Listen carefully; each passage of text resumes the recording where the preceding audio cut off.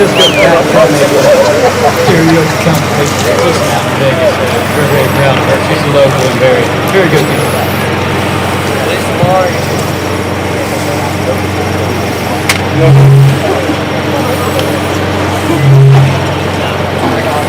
I think I could actually start a little higher. All right, drivers, if you wouldn't mind lining up next to your vehicle, so we announce your name, you can give us a wave to the crowd so everybody can know who you are. All right, so drivers today that won their battle. First up, first pairing today was Paul Smith with the blue 50-50Z down here. Paul Smith! You can't hear down there. And then also Brett Dykes with the Mustang down here of the day. He'll be going against Paul Smith. Then we've got Jacob Taylor next down here with another 350Z. Yep. He'll be battling against Derek Gaskins in the Mustang. Other car. All right, so then we got and then we got Dan Stoneburner up next. Down in the S14, the black one, down towards the end. Then we got Zeman won his battle. Also 350Z down at the far end. All right, then we got Gray Champion down here in the blue on the left. All right, then we've got Max Seaber in the G35 four-door. And then next up, we got Mason Magnolo with the win, FRS there. And then we got Curtis Mavy in the Mustang, down towards the end there, teal colored Mustang. And then we got Andy Wright in the BMW. All right. And then we got Ben Phillips and Pickle Rick right here in the green 350Z. Then we got Tony Drifts in the BMW, Anton Shenderov down the far end down there. And then we've got Darren Onorati in the FRS halfway down there. Then next up is Nate McDuffy in the 350Z with the on-point part, third from last there. And then finally we got Dustin Walker. All right, he got a big fan club. All right, so those are your pairings you'll see in top 16. We appreciate all our drivers and our fabulous singer of the national anthem. All right, we'll get this show started here shortly. We appreciate everybody that came out today, and we're about to see some very great battles. All right, thank you, gentlemen. Fire up those engines for us. Give them a hand, folks. Woo!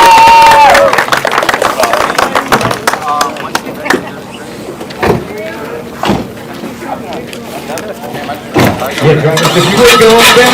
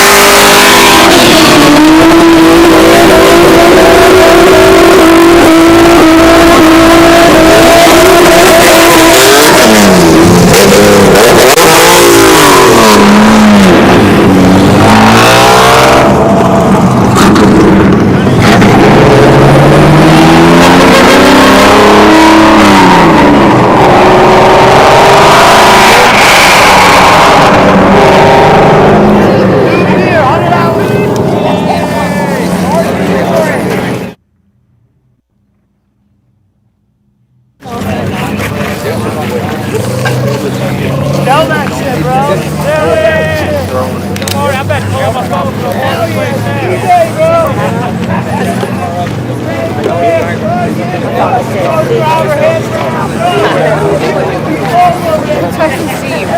Tell Steve to go to work.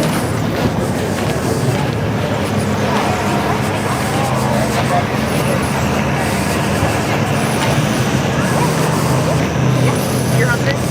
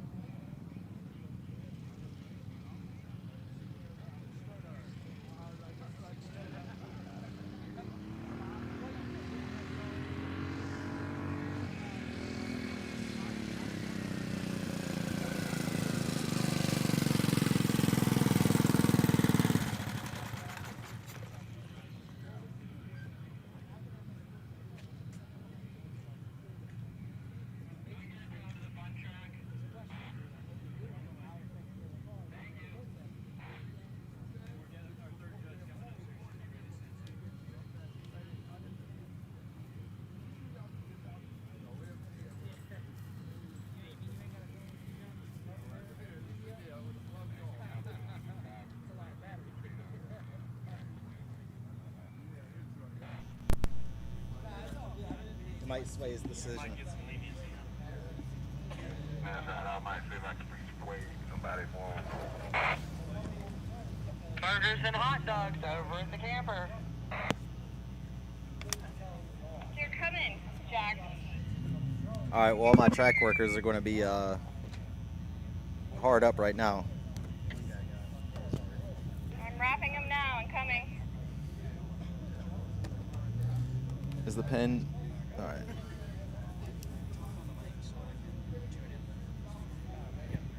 Check, check, check. Check. All right. Check, check, check, check. Is it working? Was it running through?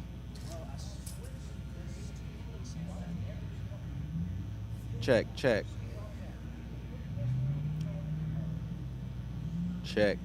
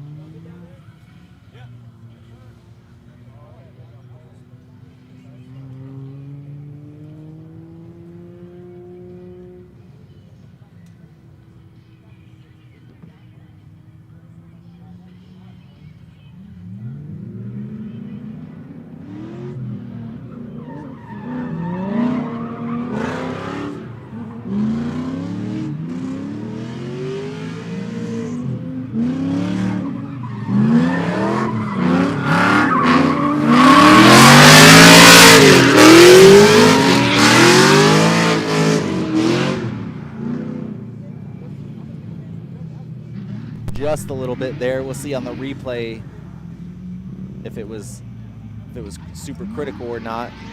So we go coming out the first, running pretty good wide line. That's what they want to see. So coming in, checking up just a little bit. Dysart makes an adjustment. Looks like he was right there with him. Looks like he's just making an adjustment to kind of get in there. There was some pretty good driving, just losing it around there on that rear zone, and then on the exit, catching back up. See, it seems like the wind's starting to pick up a little bit out here. Starting to feel good.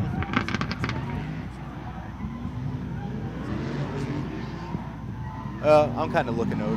Yeah. So drivers are going to swap roles. See,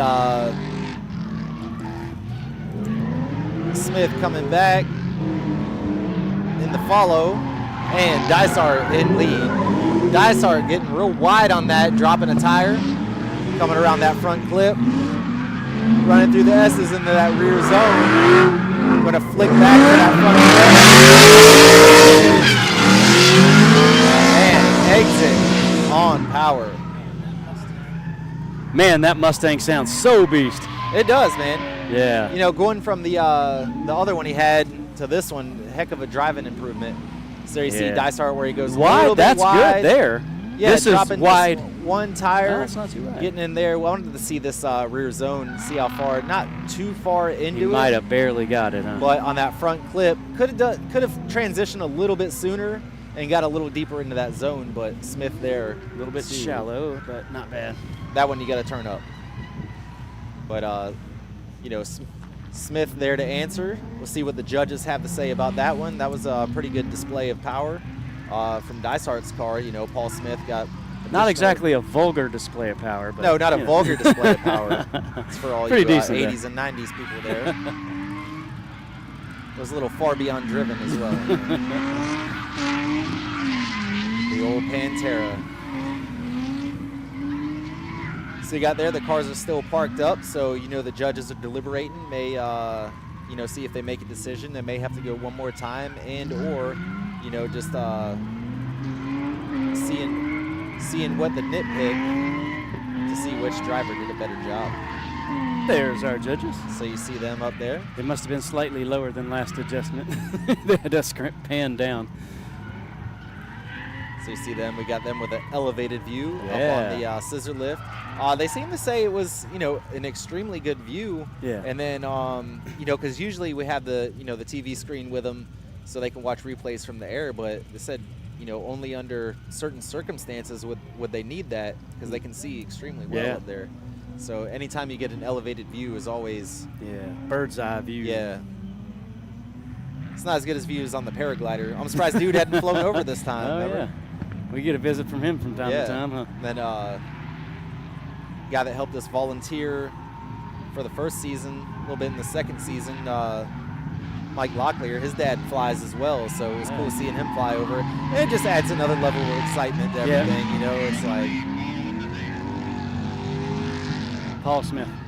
All right, looks like the judges have made their call. Paul Smith with the win. Moving on. I know I talked to Brett, and he was just happy to make it through one battle and get the win. You know, he. Well, that's good. I mean, you know, he's still a developing driver. You know, definitely, you know, came into the sport, what, maybe 2 years ago, 3 years ago, maybe. Yeah. So you know, there's a lot of driver discipline, and then also coming from dirt track racing.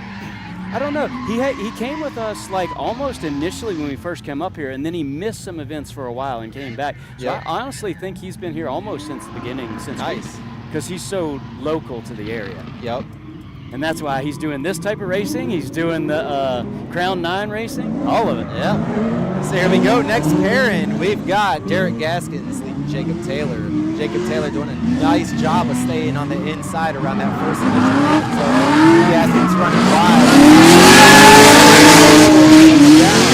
Very nice. Man, exciting. Dude, that was man. Hype. You could tell they were coming out for the win. Yeah. So we'll see there. You know, follow Gaskin's driver getting stepping a it little up too. bit ahead off the rip, but Jacob doing a very nice job of tucking it back in, maintaining proximity, and then knowing when the right time is to dive in. Looked like it was a little bit late on that last transition that may have cost some time, but right there you see shallowing up line just a hair to get right back into the pocket. Once you get lost in that smoke, especially like a car like Gaskin's or anything with high horsepower, you know, you're going to get lost in that smoke. That's a bad day right there. Yeah. Because it's going to. And Gaskin's one that can really lay down some smoke too, man. You know, it's going to impede your driving visibility, so you're going to, you know, you can potentially go off track and lose, man. Check out the dang Firebird over there on the front course, man. Yeah, WS6 Trans Am, man. Yeah.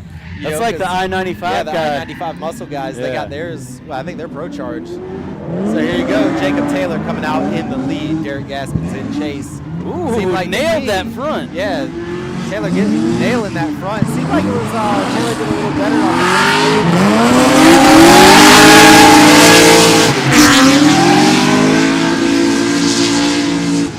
was with a nudge on that front clip, but it wasn't a hard hit, so hopefully he doesn't get deducted too much. It seemed like Taylor did a better job on proximity and angle on that first one versus what Gaskins did. Gaskins wasn't really up there, in my opinion, too tight.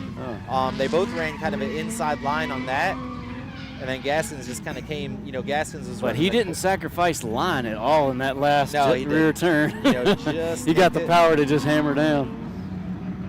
So yeah, that's going to be another one that's going to. I wonder what this one is going to come down to. The judges said it may, even may come down to that first entry to where people were running a shallow line on there, where they wanted to see them run a little bit of a wider line, just to kind of reiterate. That's kind of the same as what we have with the rear zone over here. The rear zone is meant to make you run that wide line to kind of wash out to the track edge, and then right before the last front clip, there's a set of 2 cones there. So it's kind of a good visual for when your car's naturally going to want to, transition back. So it's going to get all loaded up and want to swing back the other way. And pretty much where them cones is a good visual to know. So if you're running that wide line on the outside of the track, once you go to transition, it'll bring you out just enough so you can run a little bit wider to carry out past the clip into that rear zone. Yeah. Might have been a lot of talking, but I'm known for it. Hey. It's all good, brother. We got a minute here. They're still deliberating on the call here. Absolutely. So we might not see it today, maybe tomorrow, but we did want to have some drivers. If you're going back watching this, or you're a driver that's not here today, anytime drivers can come up and talk about their battles, talk about what they did right, what they did wrong, what they agree with, what they disagree with. So, it's what it is, man. It's all about feedback and, giving the drivers to tell y'all about themselves a little bit. So the judges decided to go one more time. Oh, judges must have been some more time, tit for tat to where it wasn't close enough to make a good decision. So hopefully they've got enough tires to go straight into it one more time, but hard to say. Were these microphones going out the speakers over there? That was where you having trouble with earlier? No. So there's no sound on them speakers? Nope. Nope. Yeah, I hate that. I really wanted to have the crowd to be able to hear all this too, but for some reason I'm getting some weird feedback. Yeah, having some technical issues. Oh, it's giving you feedback like a bad chord or something, and no signal of what we're saying out either. So I don't know. It's very quiet and muffled, our voices through there. All right, looks like they're lined up and ready to go again immediately. Man, that's the good thing about this new pavement out here. The tire wear is so good. Now, normally a 500-plus horsepower car would not be able to make 2 runs and still make another run, but with this new pavement, man, the tires really do last. Yeah. So they're ready to go. As soon as the track gets clear. Oh, yeah, I got a bunch of debris. People were going running on that inside. That's what we were just talking about.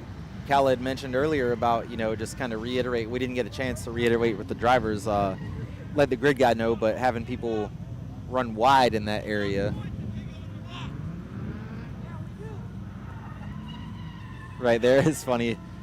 Track worker David said, hey, man, anytime they go in the rocks, deduct them points because I got to clean it up, man. But, realistically, again, I know I've been harping on this, but that's the reason for having that rear zone over there is to wash you out farther to stay out of that. A lot of people are treating it as, and a lot of people do, even in fun runs, treat it as an inside, there's an inside clip there. And it's more than just kicking dirt on the track, It's like, you're losing downtime and, we're trying to set you up to get away from those dirt drops and improve your And, even with the addition of the new pavement, it's one of those classic stories of, if you give a little more pavement, you're going to run a wider line. So realistically, where does it end? You want to kind of differ yourself from, running a parking lot or something like that by running on a road course. To me personally, I feel like it teaches you a lot more driver discipline, and it's one thing I always harp on is, becoming a better driver. You learn a lot of techniques and use a lot of different techniques to drive a good line on something that's tight and technical, because if you learn how to master this, once you go to an open parking lot event or whatnot, Or if you you're can run a looking good for line. specific areas on the track for zones that judges are looking for, you Yeah. know, even on a wider track, it'll let you be more precise of every little increment of the track. Yep, you know, car placement. That's what it's all about, you know.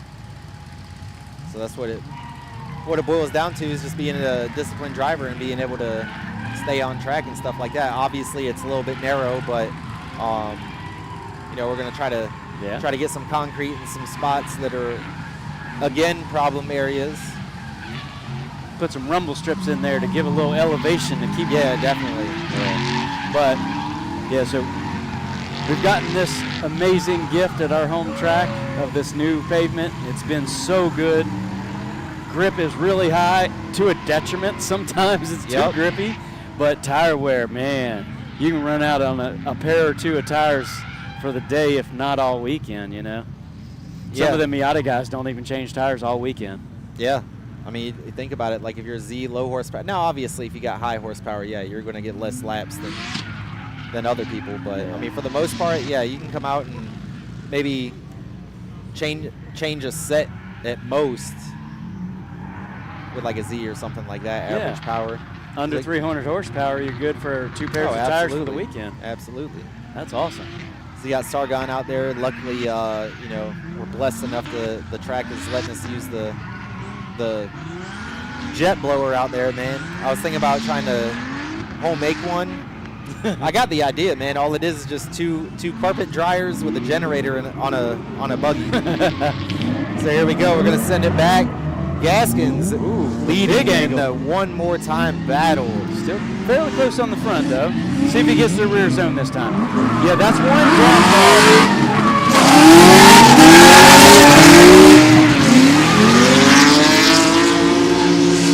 Woo, man, that's exciting. You know, Gaskins getting into that front clip. That may play a part into something. And that in the alley where the transition comes through, let me show you right up here. Okay, so he comes through here, front is great. Now he kind of semi-straight lines it a little bit here and then doesn't get out in the rear zone enough and put enough angle in. And so that's why I think the judges are deducting Gaskins as much as he is. They really want to see people hit that rear zone that you mentioned earlier, and that's the one place on this course he's not hitting consistently from my perspective.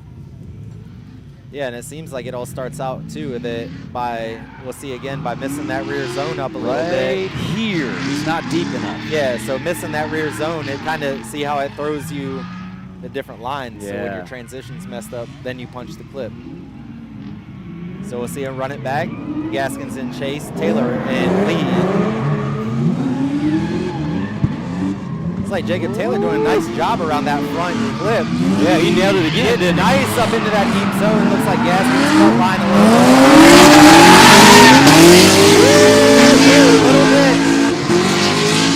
Jacob Taylor was a little bit off of this front clip, but then again, Gaskins hit it again. Okay. Punch that front clip again. All right, let's see the replay here and see what we got going on. So we'll see. It's right there. So lead car did a real nice job of getting around this front clip. Okay, not quite as close as Not last as time. quite It's as still close, pretty good, but he look at does that better rear in zone. the rear. Yeah, getting in At that least rear in zone. the front. So see part here, of it. Gaskins will kind of cut. He went way wide. Okay, and that's Cranked it why up. he hit the rear clip too.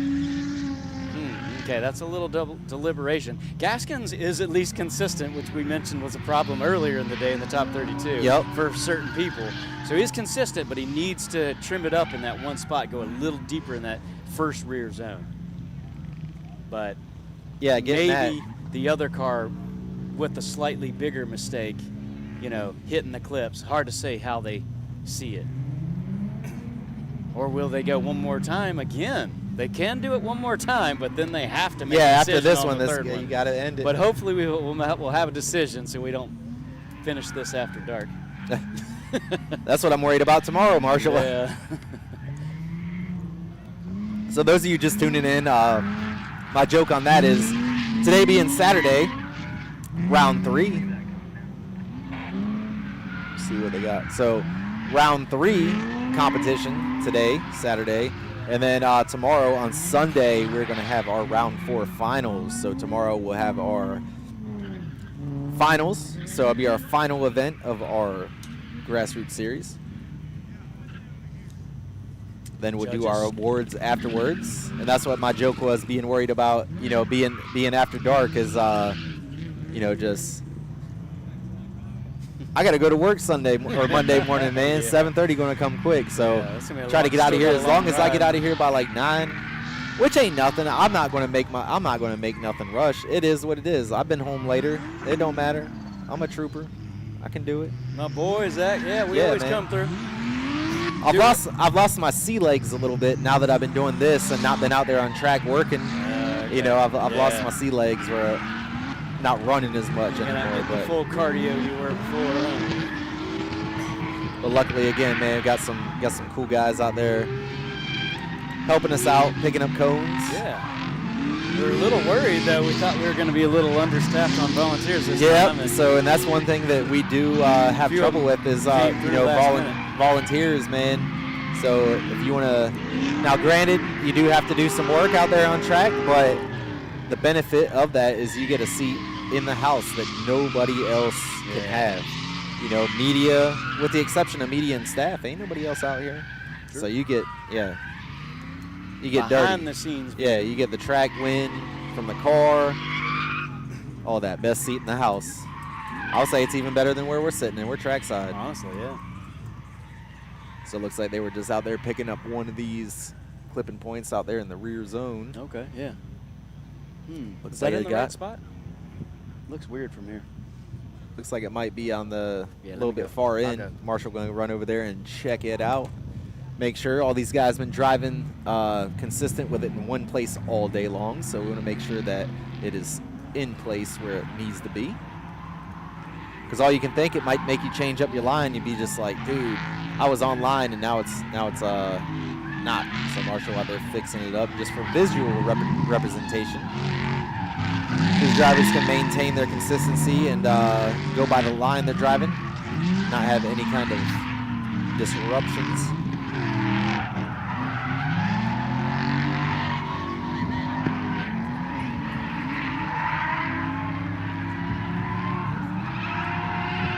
Sorry, their judges were deliberating. I didn't catch who they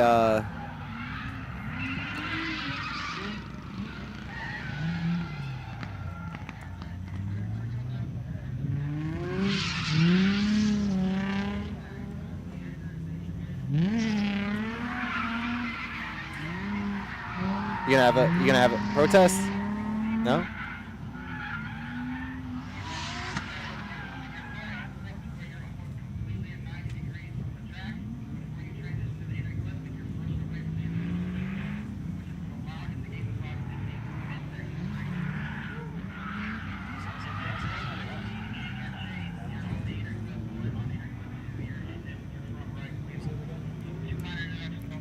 Jacob Taylor. So we hear them. It sounds like the judges are possibly talking with Gaskins across the track to maybe some questions on what the call was.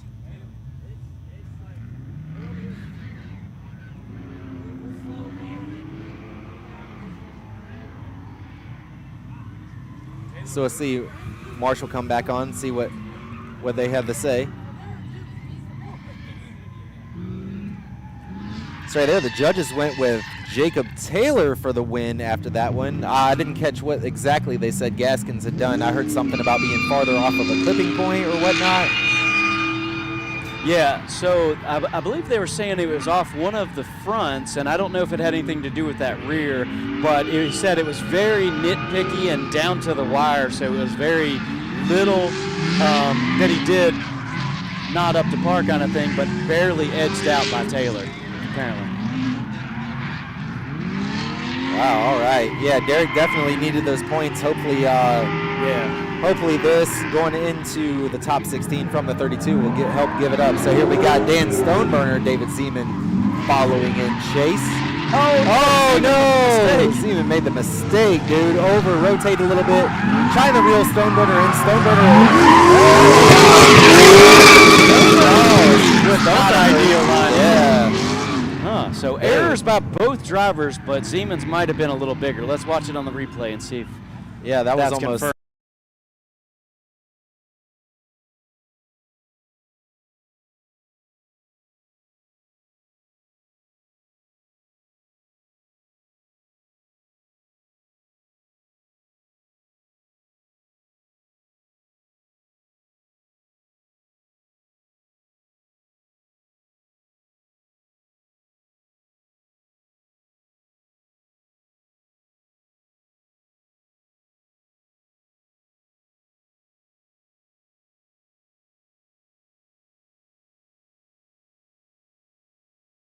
weird.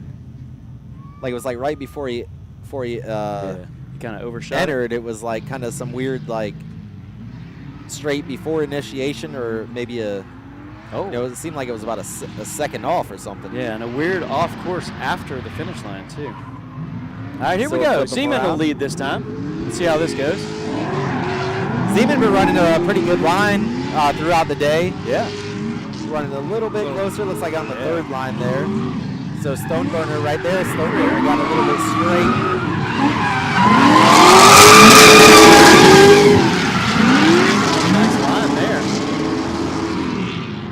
Yeah, it seemed like Zeman Stoney followed him pretty good, but he was a little tucked inside. over there right before the rear zone. There was another little bobble by what I saw. It looked like from Stoneburner, and then Zeman was a little bit off of Yeah, that certainly clipping point, a little bit off of closer. there. See right there, Stoneburner kind of almost drove straight and then dove back in. Straight lined it through the power alley. So you could say, oh, it was a slow float transition or whatnot, but definitely seeing it. Another Off of that, so- super tough call for our judges. Yep. Well, that's what happens when you get into the top 8. This is where all the Oh, drivers, yeah. they've already made it through technically 2 tiers. Without a major error, yeah, there's nitpicky things, just like that last battle. Yep. So we'll see it again there. Yep. Looked pretty much like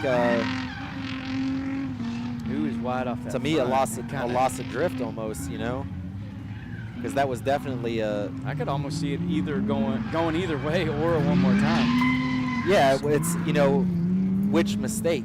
Yeah. The over Was mo- rotation. which one was more heavily weighted? Or the straight. I mean, I would say which one would be more heavily weighted was the over rotation. But then again, Yeah. did that happen from running a wide line? Yeah. What does that tap into? Fluidity or line or not speed? We don't do that anymore, but speed is a factor of kind of style. So he slowed way down. He over maxed the angle, I guess I would say. Yeah, and it's So almost. what category is he deducted in for that? Because he didn't straighten and he didn't spin, he went super wide. So like your speed essentially was what was affected most, and I guess your line. Yeah, I would say probably be on line. If you don't have a definitive Yeah. speed. So and it matters because line is most heavily weighted in our series, and then like just speed is one of the least weighted things. So. Yeah, line now is obviously most, with speed, angle yeah, is you want to next. carry speed. You don't want to be, 2 miles an hour sliding through there, but at the same time, Well, he didn't get not down as heavily to 2, weighted. but he might have got down to 5 or 7 or something with all that extra angle. But was it caused by Stoney's super wideness? He had nowhere to go. That's the question the judges have to deliberate. 10 different judges would probably side. Okay, so they went David Seaman over Dan Stoneburner. They went, yeah. Okay. So maybe they did find fault with Stoney's lead where he got so wide on that because remember I told you Brandon Goodman Gray Champion against Brandon Goodman protested that and won. So seems like that's an area of contention. You going out? Oh, never mind. Just looking at what media, seeing if they were going out on track or not. So here we go, next battle up. So that's a choke point for the lead driver against the follower. So we got Gray Champion, Gray and Max Champion. Seaber. Oh man, both these drivers are Yeah. rolling pretty good, dude.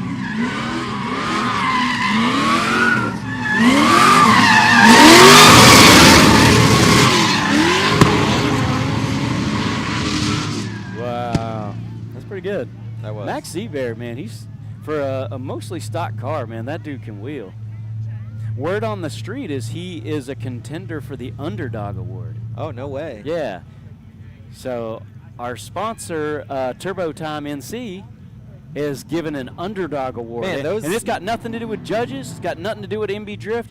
That Turbo Time sponsor is giving that away. They're 100% making the decision, and he's in the running. From what I hear. would watch this. Well, Okay. Now you're going to have it. Watch these transitions. They are pretty well, like almost perfectly timed. That's man. like Look twin at that. drift. Bam, Huh? bam. Look at that. That just little section right there, dude. That was Yeah. that was awesome. So right there, and then it seemed like after that last front clip, it seemed like Max was like real close. Like there wasn't contact, but it almost looked like there was like from inside the car. It was like, oh man, I'm gonna scrape the bumper of his car in transition. That's like some synchronized swimming right there. Yeah. So let's see if Gray right there. Pretty good transitions coming in, running a little bit shallow into that. Looks like a little bit of a bobble. Seaber coming in, running a good line. See this transition. Looks like maybe had a little bit of a bobble, and Seaber ran the perfect line. Power came off or nothing. I don't know if you've seen that with Champion right here through the sweeper. It was almost like kind of what Stoneburner just done over there in that rear zone. So if you see coming in, transitions are nicely well timed. Coming in, and then you see right there just coming around with hugging it tight, but you'll see coming here into that rear zone, that's where Seaber comes around. Watch right here. Just opens it up. See? And then Gray Champion's kind of trying to coming make out up of that. ground. Yeah, coming out of that. He got a little offline bit of a weird follow. Yeah. Had to definitely make a correction. So that's hard to say, man. I mean, Max did well. I would say I was very impressed with those timing of transitions. Yeah. Again, right here on the last, when Seaber was in follow, this last clipping point, it was a little bit of a, it wasn't a clean transition by any means, just because I think that he might have thought there would have been contact made. But no, if there would have been commitment, that would have been a very good transition. Yeah, and then Champion, I feel like, is down on fluidity just a little bit. So that style factor, which is, one of the lower factors of the overall weighting system, is you only get 15 points out of 100, essentially, for style or proximity. Each one's weighted only 15 points. So, he's got a little bit of a lack of fluidity, I would say, in recent times, but the couple of runs I've been watching, so. But other than that, man, it's a beast car, and he's a great driver. And yeah. All right, with this pairing being the last side or the last pairing on the left side of the bracket, we'll just kind of go through what we got so far. So, next battles up is going to be for.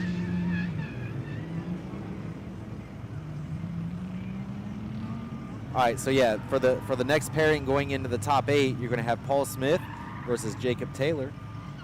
And then David Zeman will battle the winner of this match. And then once we get over to the other side of the bracket, we'll have Curtis Mabry versus Mason Magnolo.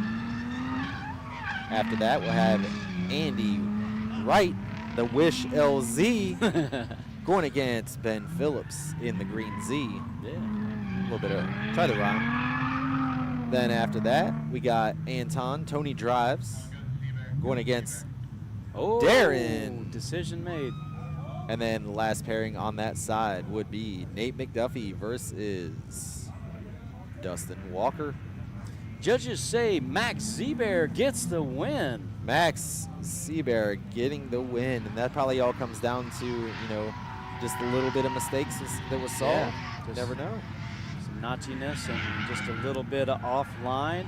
That last turn, Gray was certainly, he had got his fluidity was off just a little bit, and then maybe the mistiming of that last inside clip, and then that put him on an inner line where he was trying to just power through and catch up and make for that tiny mistake, and it cut his line a little bit. Could very well be. Might have been the deciding factor.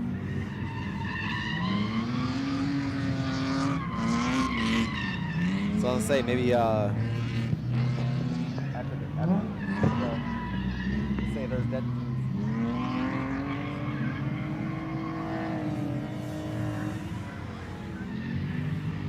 So we'll see if we can get out of the judges here in a few what the deciding factor was on that last run. See, we didn't want to ask right now if they were about to send him. Yeah.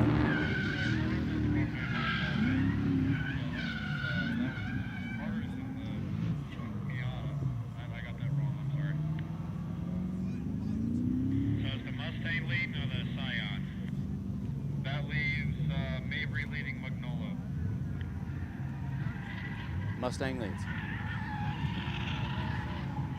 All right, so up next we've got Curtis Mabry leading Mason Magnolo.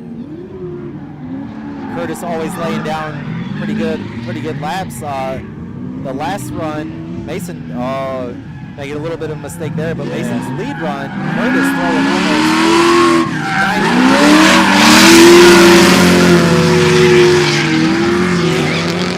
Yeah, Mason was a contender back in the day with his 1J S13 car.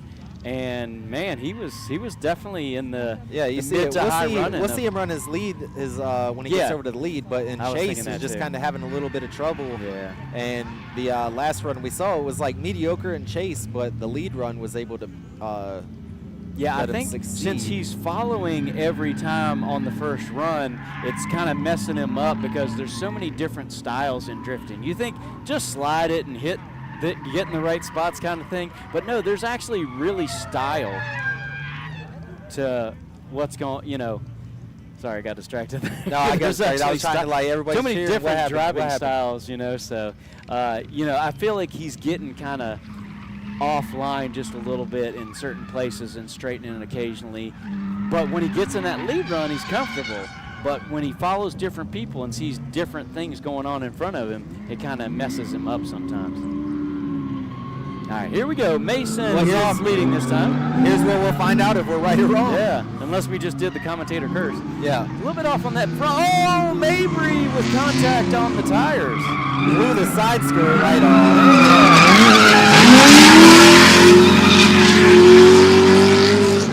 Man, is Mason going to sneak his way into a top running spot? I would say they'd probably do it maybe one more time, if anything. I would say that he was offline where others. I don't know if that was too far offline that he led Mavy there. I kind of don't think so because he was wide late, not early like the other drivers. Now here's what it was: Mavy was only 2 tires off, correct? Yeah, so he didn't get a 0. Yep. But it's still a deduction. Spitting that side skirt right off. So if we check it out again, we'll just see. Maybe it was just. See, he's wide late, and then maybe. Yeah, he came in wide late. That had only been 1 tire, honestly. Because Mason came around, he definitely could have. If he would have been within proximity, maybe I think that he thought Mason was going to maybe wash out more. And this is all speculation, It's all speculation on our end, but that could have been what maybe it was like, hey, you're going to wash out, just anticipating the vehicle to wash out a little bit, I guess is what I'm getting at. And getting through, so the judges are going to deliberate and see. I could totally see it go one more time. There was a lot of mistakes on Mason's part in the first part of the run in the chase position, so as far as Curtis, I mean, yeah, he punched the inside clip and then got into the tire wall, but being 2 tires off, that isn't significant deduction. So it looks like the judges may be coming down. Oh, they're coming down to get hot dogs and stuff, man.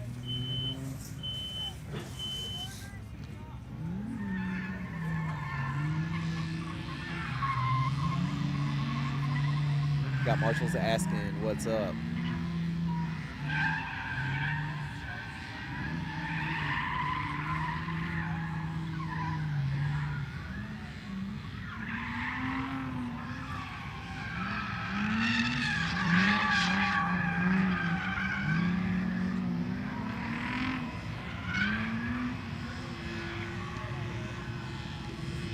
So for those of you at home, we got marshals over there getting the word from the judges to kind of get a little bit of a brief description to see what's going on. So what they got going is just kind of explaining to him.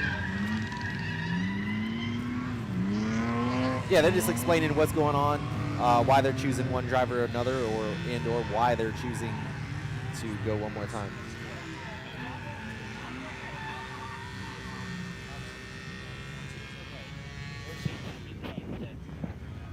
Oh, that Curtis was 3 tires off? Do they need to watch another replay? So we may have to have them watch another replay to see.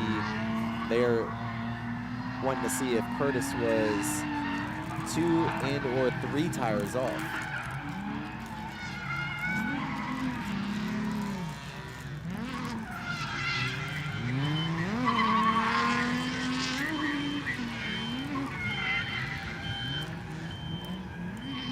right, there's the call.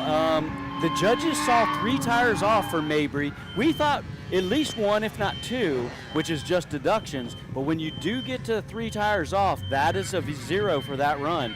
And they only had, because of FD doing the 2 seconds or less straighten thing, Yep. Mason was considered to have complete runs, and Mabry zeroed on 1 of his runs.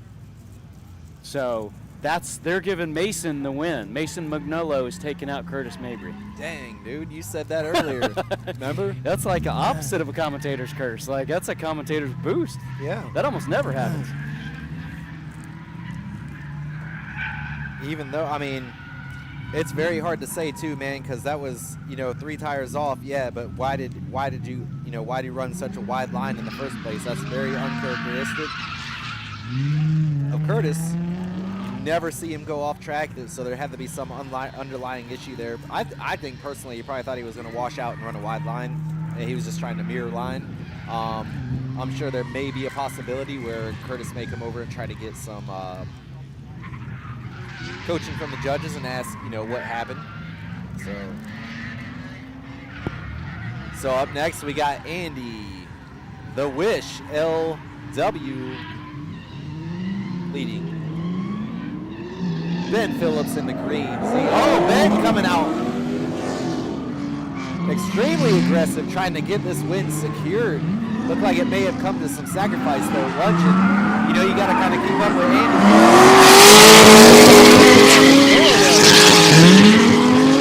Hopefully not too aggressively.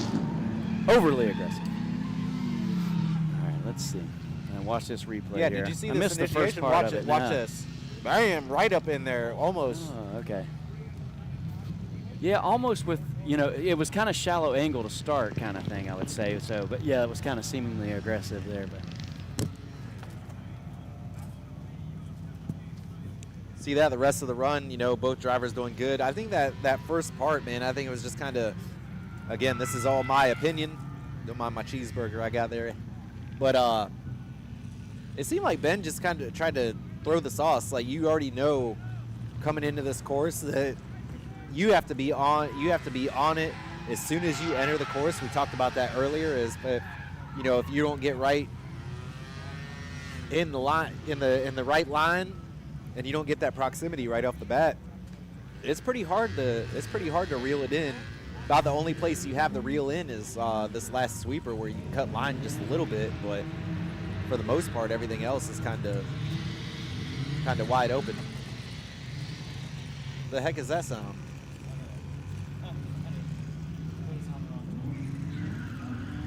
Oh, that was the radio. I was like, I thought something happened with the lift. I was like, dude, what's going on?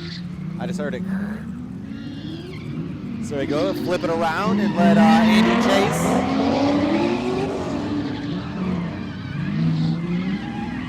Ben getting a tire into the dirt. Just one tire.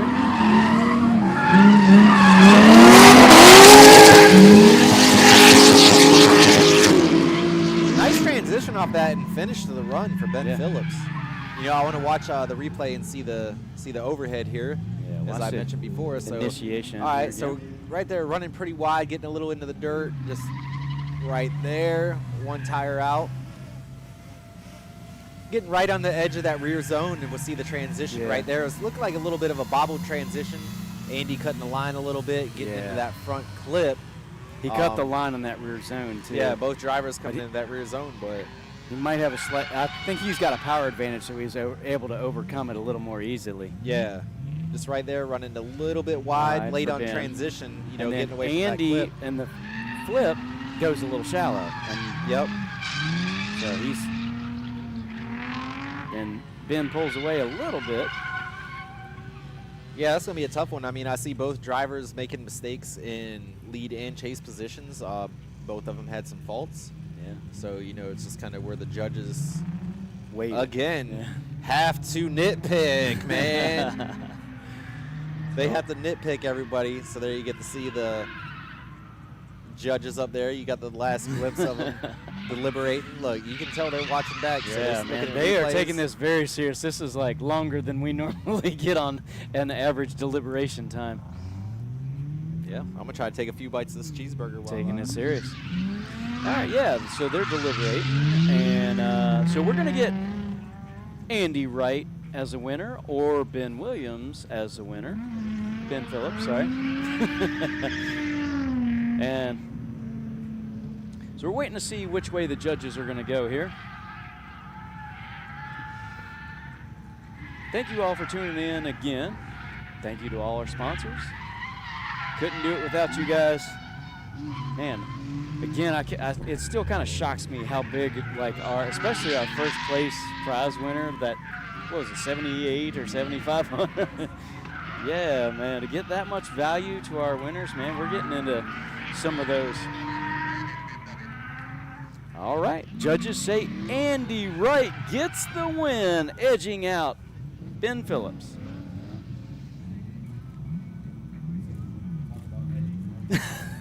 My bad. Whoops. Now you remind me. Man, that was definitely a close call there. But Andy getting the win. Moving on. All right, so let's see who we got up next. Hey, look, there's our judges. Say hi. Hi, Mom. They weren't even paying attention. All right, so Tony drifts, leading Darren Honorati, one of MB Drift's own. But there definitely is no favoritism played here. In fact, they might be harder on us. Nah. But anyway, yeah, it's cool. Of course, Darren's hard on himself with that car. It's a little bit difficult to drive, but man, he wheels it pretty well. But Anton does not play, man. This guy is serious, and he is a good driver. He's got a stock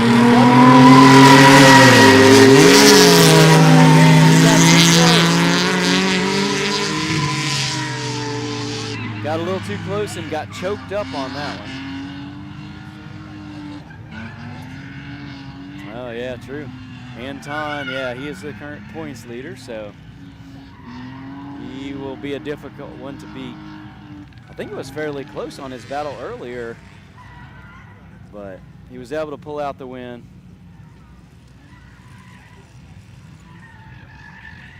All right, there we go through across the line. Track staff hustling out there to get a little cleanup real quick for their follow run. So this time Tony's going to follow. Darren's going to lead. I'm sure Darren, kind of like Mason, is going to be a lot more comfortable in that lead role. But unfortunately, when you get into qualifying positions, you know, you get up against a higher qualifier. You just got to kind of be prepared to do follow first. Although sometimes it does lead into give way to the lead driver getting that advantage first and getting in the head of the follow driver. So it's all about the mental fortitude. All right, here we go. Darren's going to lead this time. Anton Shenderov, or Tony drifts. He's going to follow. These are fairly not overly powered vehicles, let's say. So I don't know if they're evenly matched. I think Anton might have a slight power advantage, maybe a broader torque curve, but hard to say. Yeah, maybe 50 at most. So, and Darren's got probably a tighter torque curve power band, I would say. All right, I had to eat my sandwich, man. Thanks. Yeah, you're good. So yeah, and you know those FRSs are a little bit not twitchy, but you know it's kind of like a razor's edge kind of thing. Feels like, because the track width to the wheelbase, I feel like for some reason is just a little bit tighter than the average I think that's where some of those 300s had trouble. Yeah, and then you can overcome that with big power kind of thing, but or bigger power at least. Dang, Jared wasn't playing coming out the gate. Oh, right did there. Tony straighten? Yeah, had to make a... Or shallow at least. Direction. Hitting the rear zone.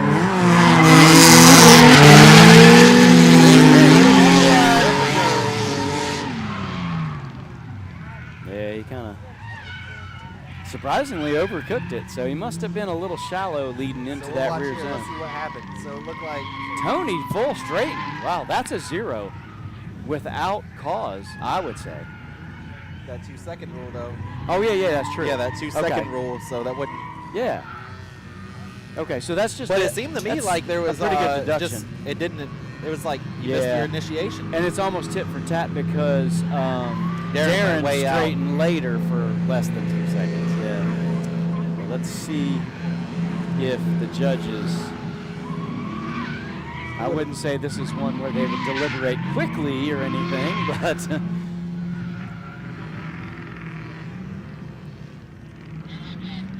Oh, the call is one more time. One more time on that one. Yeah, okay. I can dig it. Wasn't definitive.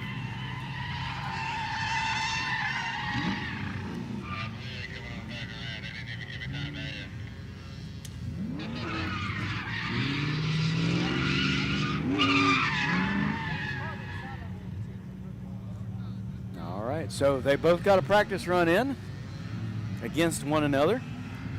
Now they can't say they don't know what to expect for this next battle. My assumption would be they're going to run it back as soon as they pull up to the line. I thought so, but it looks like we had Nate pulling up, ready to go. Let's see if they back him back up. Okay, he didn't pull all the way up. I'm about breaking my neck trying to go gadget neck to look around the thing, and Well, it's it right. I wasn't- forgot it was right there on the screen. Well, man. it What am I wasn't doing? until just then. Dude. So yeah, when you're looking down there, it wasn't, but when you look back, it was there. Said MBK covering our live stream. We definitely appreciate them, but I think they was messing with you on that one, man. Yeah, that's all I mean. I'm gonna wait till Zach jacks his neck, and then I'll Stretching show my him neck out. what he was looking to see. I got a little bit of a neck, but it ain't that long. You ain't full draft. Yeah, like the dude you see on all the little videos, little skinny dude with the big old neck. It's like, dang. Big neck energy. Yeah, I guess you can wear a lot of necklaces. You know, Like Mr. T. you have to have a big old collar on your shirt, cover all that neck up. So yeah, there, what they doing? Still, all right. Looks like they got the track cleaned up a little bit. Ready to rerun. Oh, okay. So Darren they and did Tony. pull up. Yep. So Yeah. there we go. Tony going to lead. Darren in chase. And they're off. So hopefully each driver knows what they did in the mistake and can better it. All right, here's the racing drone footage and follow. Oh, Darren with the mess up.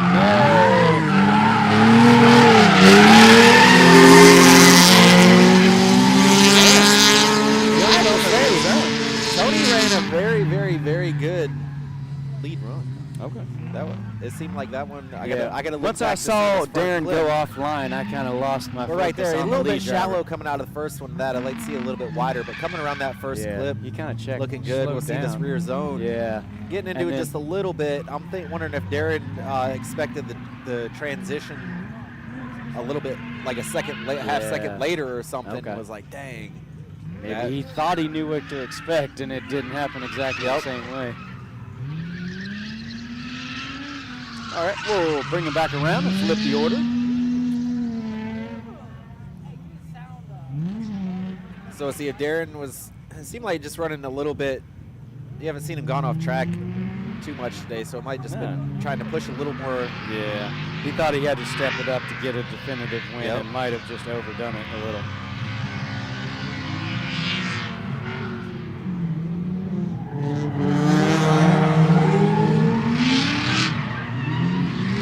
There we go. We already see Tony doing a much better job off that initial whip.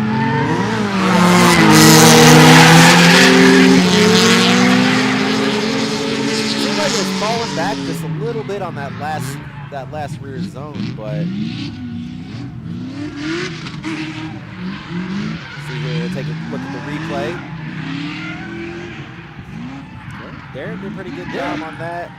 Getting to the edge of the pavement. Let's see this getting it. Deep way in that deep first into rear that zone. right there, a little bit straight past that clip, but for the rest of the remainder of the track, looks like kind of like it's kind of that first that it was like a non-fluid kind of slow transition. that second But first clip it was set him up perfectly for that rear zone. the only though. thing I could see that would be an error of driving. Everything else, I mean, yeah, it was a little bit farther away. All right, judges have said Tony Drifts gets the that win. was it. I guess the chase wasn't enough for him. And then that off track hurt Darren too much in the first half of the battle. Because even though we've started over, you still got to remember what happened in the last battle as well, just to see if it's characteristic Not of the too driver much. I just sometimes. meant whenever Tony led, Darren went off track in this second battle. Oh, yes. All right. So I just meant first half of this particular battle.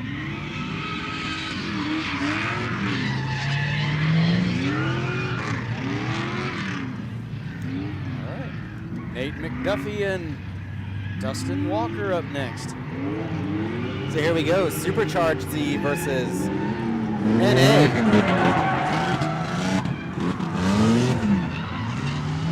Nate getting a little bit into that first slope. Let's see this rear zone. Swinging around. Advantage of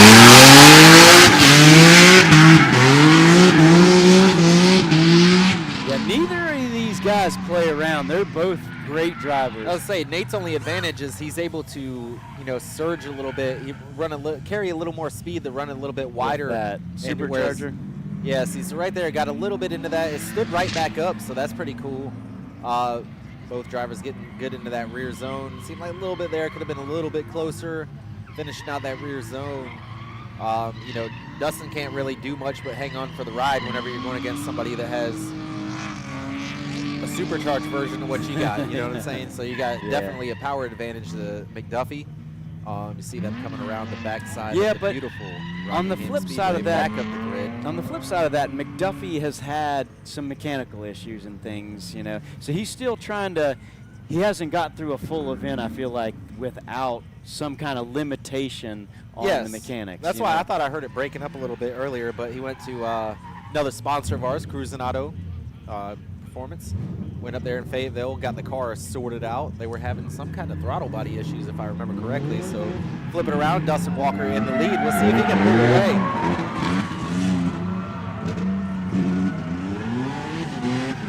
He's got to keep it revved up, though, to keep the power.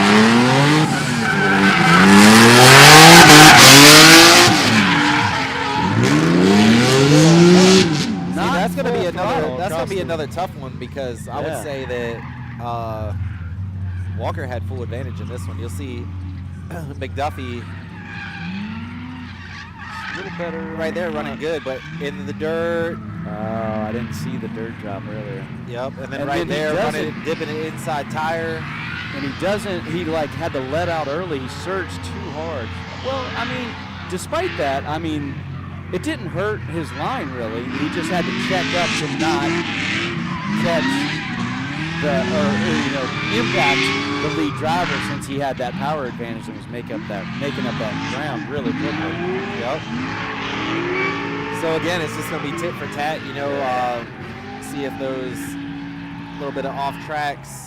Dipping the front tire, that ain't nothing. But when you're coming down to this level of driving, you're gonna really nitpick and see what driver did what. Like obviously, right there on that front tire dip, you want to be wide in that area, so therefore you're offline. Yeah, what I would say, being a little bit offline to where you're riding the inside of a corner when you need to be on the outside of it. Yeah, so to go back to your Nate McDuffie thing, you said he got some tuning at Cruisin' Auto. I think he also spent some time with Steven Larson. At with Turbo Turbo Time, Time. and they worked on it also to help get some of those issues worked through. So, both of our 246, sponsors yeah. have been coming through and helping him get that thing where it really needs to That be. just goes and to it show. seems like the collaboration seems to be working pretty well, and it's running much better, than it had. Because this is the first time that really seen McDuffie's car out all day. I think last time they were working on it all day. So we got Sargon coming around on the track rental equipment with I forget what that thing is called. Jet blower? The Buffalo. Buffalo, okay. The Buffalo jet blower.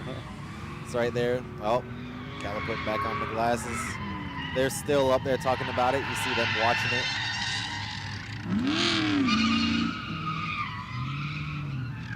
I do feel bad that we're not on the radio down there for the crowd.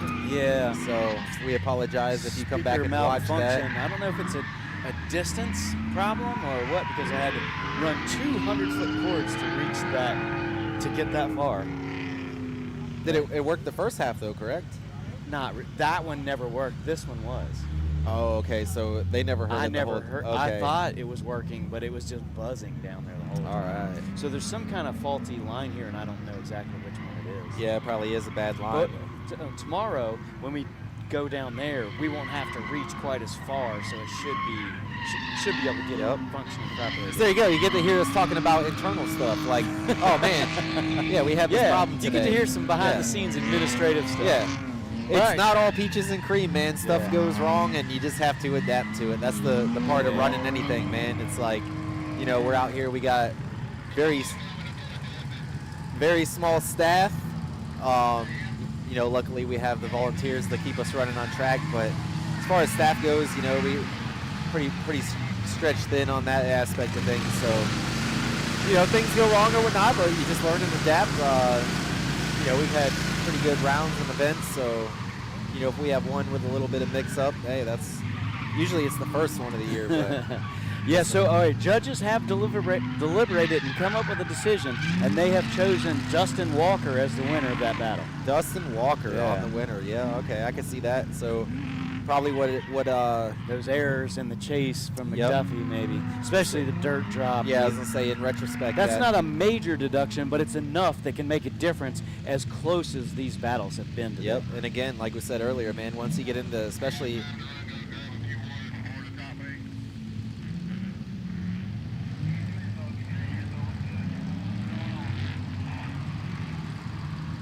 Trying to see, we hear some more behind the scenes.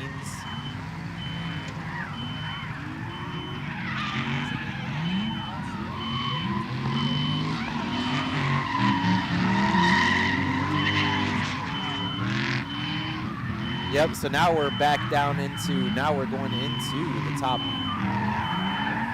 the top 8. See your pen?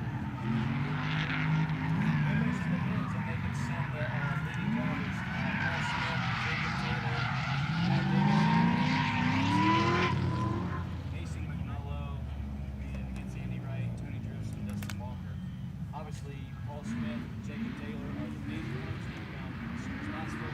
David Seaman, All right, Marshall getting them in the pits.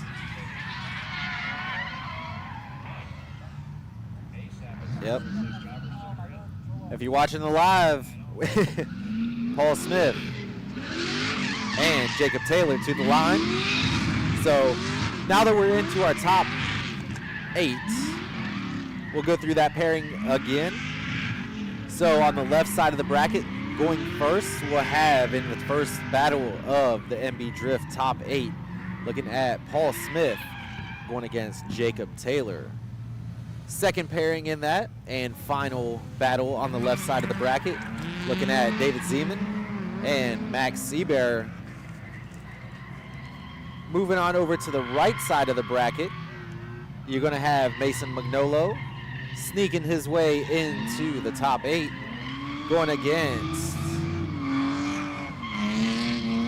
Andy Wright. So he's going to have his hands full there.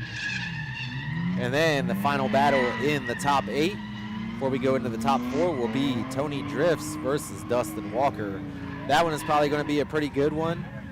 And, well, they're all going to be good battles, but you just want to make sure, you know, some are going to be a little bit more than others, just very good drivers and matching driving styles. So, you know, they're going to be pretty tight tandems and all that stuff. So we see them right now on the MB quads, giving an aerial view from what you just saw was the fun run course. Being up here makes this track look huge. So you see us, we're down there in them tents on the bottom left. So you got McDuffy coming up. He may be wanting to make a protest. You can see there the MBK headquarters.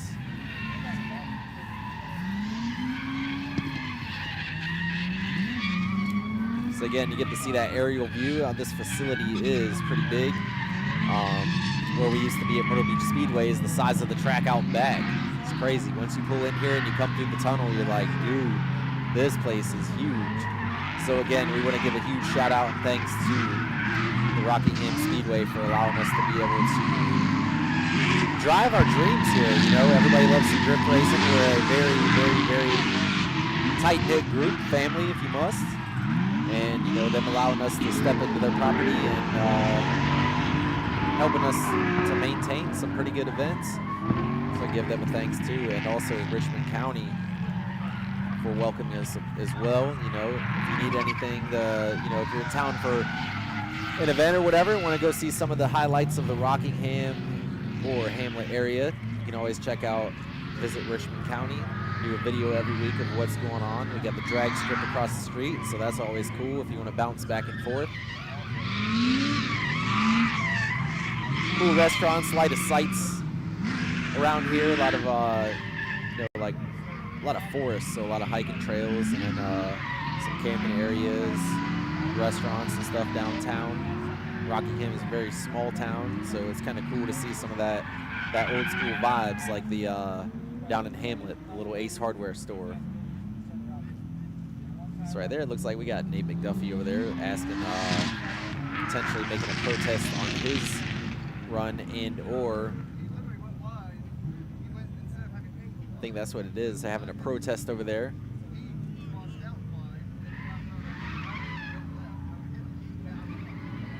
Looks like may have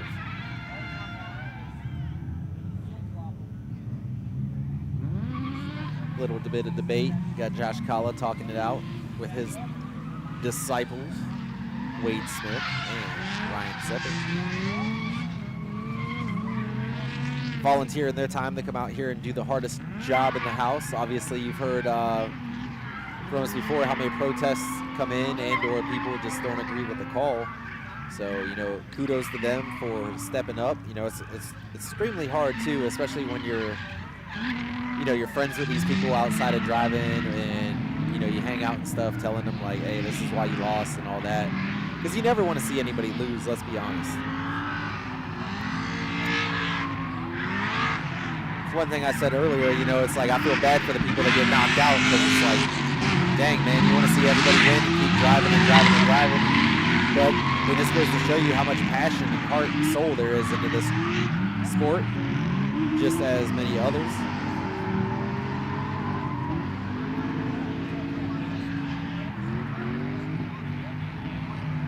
God, then I try to, as mentioned earlier, I was trying to get some insight, but I just can't hear from over here. So hopefully Marshall has the scoop. Hopefully here's what's going on.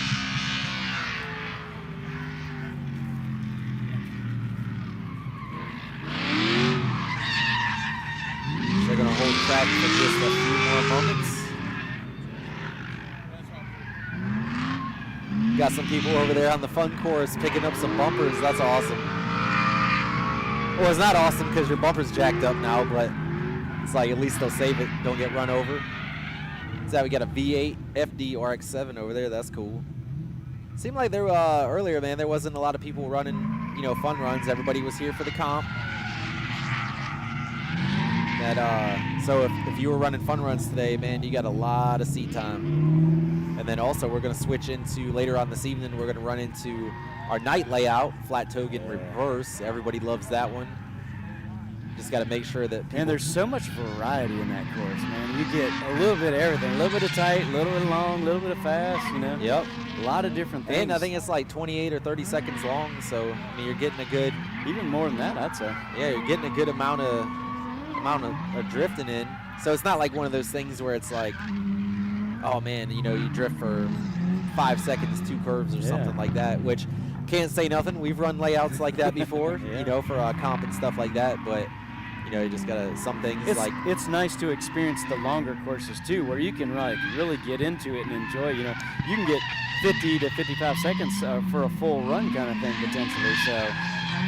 you know, a lot of times they are only 30 seconds. So when you get them, when they can hit a minute or anywhere close to that, it's kind of like, hey, keep going. It's like almost like a continuous track kind of thing. Yep. Not too much, but getting a pan around to some of the crowd. Looks like somebody took the camera and is oh, nice. walking to get some of the interiors there. Yeah. So we had some different areas for spectators. Had the bleachers on this side and then some on the other side for. Yeah, unfortunately the track said they weren't able, for insurance reasons, to bring more bleachers down this way. So should be a little bit better viewing next time. We're either in this position or even tomorrow we're doing it right in front of us. Yeah, this is kind of a difficult area over here to manage because you're so far away from everything. But then, like Marshall said, you got to run 200 feet of cord for the 200 feet of cord, Barrow. Yeah. 200. And you know what sucks worse than laying it out? Coiling it up, man. Yeah. But yeah, tomorrow we'll be back on the other side, and that way too we'll have, have everything on our let me check on the judges. award ceremony and stuff like that. So we got McDuffy's over there talking some more, seeing what's up. They might have to continue the conversation here in a moment. So we got the rogue camera. I saw it out there. So probably what's happened is getting set on the wall so it can show some of the fun course too, I'm assuming.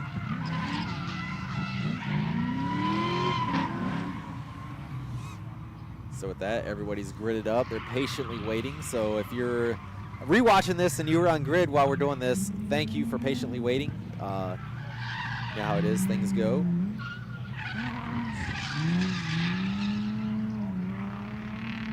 I just like watching the cars, that's all. Me, it's like one thing about me is just seeing everybody smile on somebody's face when they come off track. It's like, all right, that's what it's all about. So I wonder if the rogue camera is going inside the pits. I wonder if it's gonna do some pit views to change it up or whatnot. That seems like where it was headed. Hopefully a dog don't take it and run away, then you might get sick.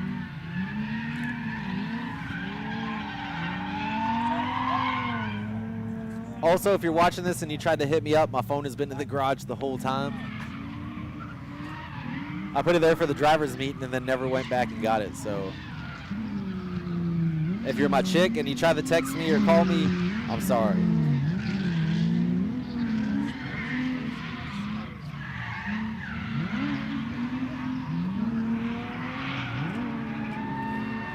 Laughing at the skylift. You guys can see one side of it, but the other side of it is pretty funny. They made their own sticker. Right there, getting a little view of inside the pits by the MB Drift camper. Right there, he's got all the merch.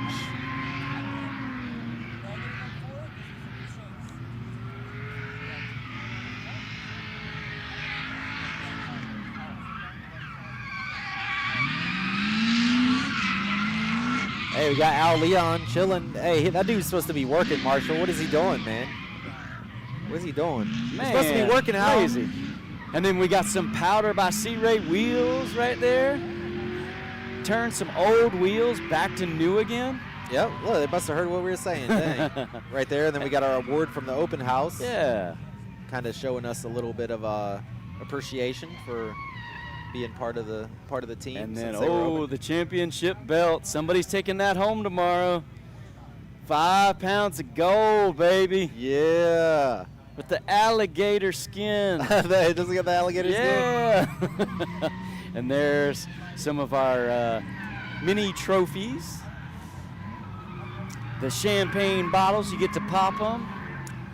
Keep them as a souvenir. Yeah. Yeah, the funnest part is just spraying the other person. Yeah, we've seen some that were like, woof, man, got him right in the face. Yeah, like straight. Yeah, just straight. It's vindictive. Money shot to the eye, just straight. Yeah. You're like, dude, that.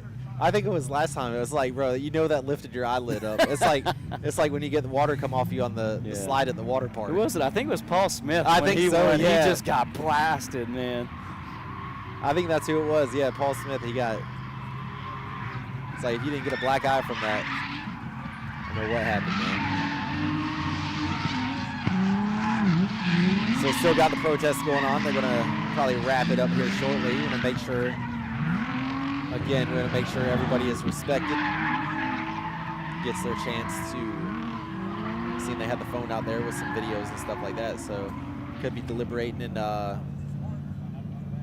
you never know. They could be deliberating. I think I may have heard from the distance one more time, possibly. Not sure on that. I'm sure they'll have to get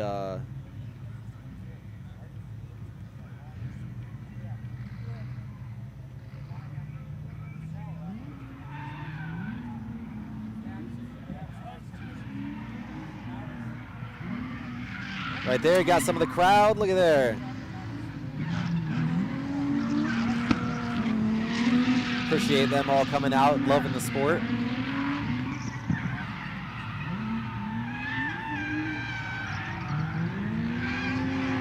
That could be you.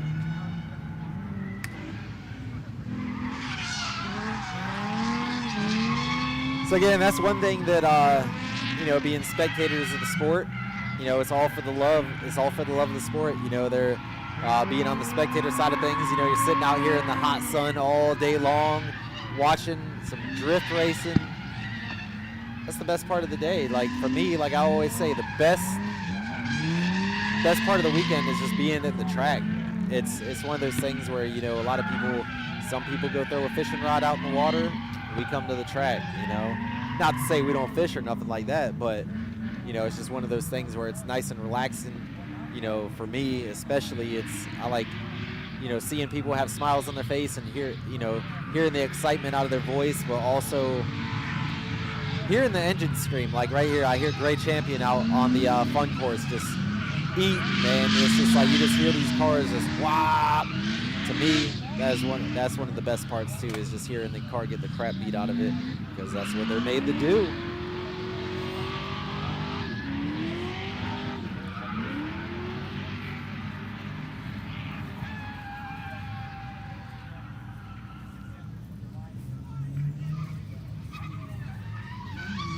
So I hear some talk from the judges about not being able to overturn. Seems like they have some discrepancy on front clipping point, possibly, you know. Could be that first zone over there, that first judge spot.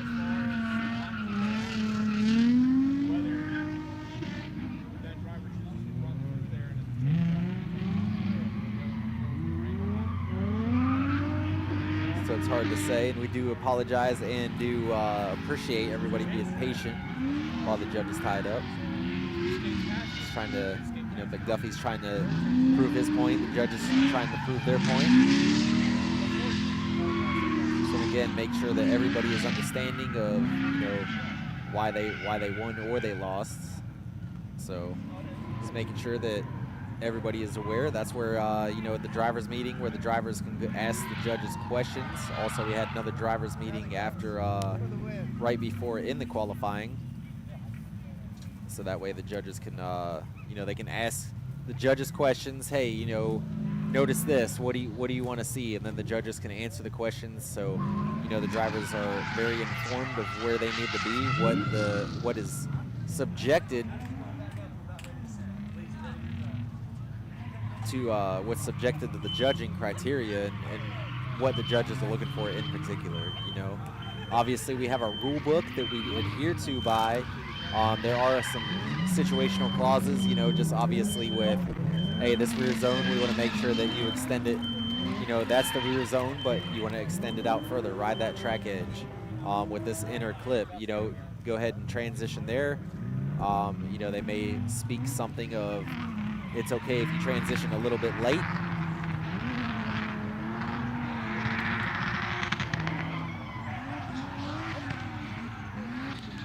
So with that, it sounds like they are about to send them when ready. We'll see the media getting back on track. So I don't know if I've ever been so excited to send.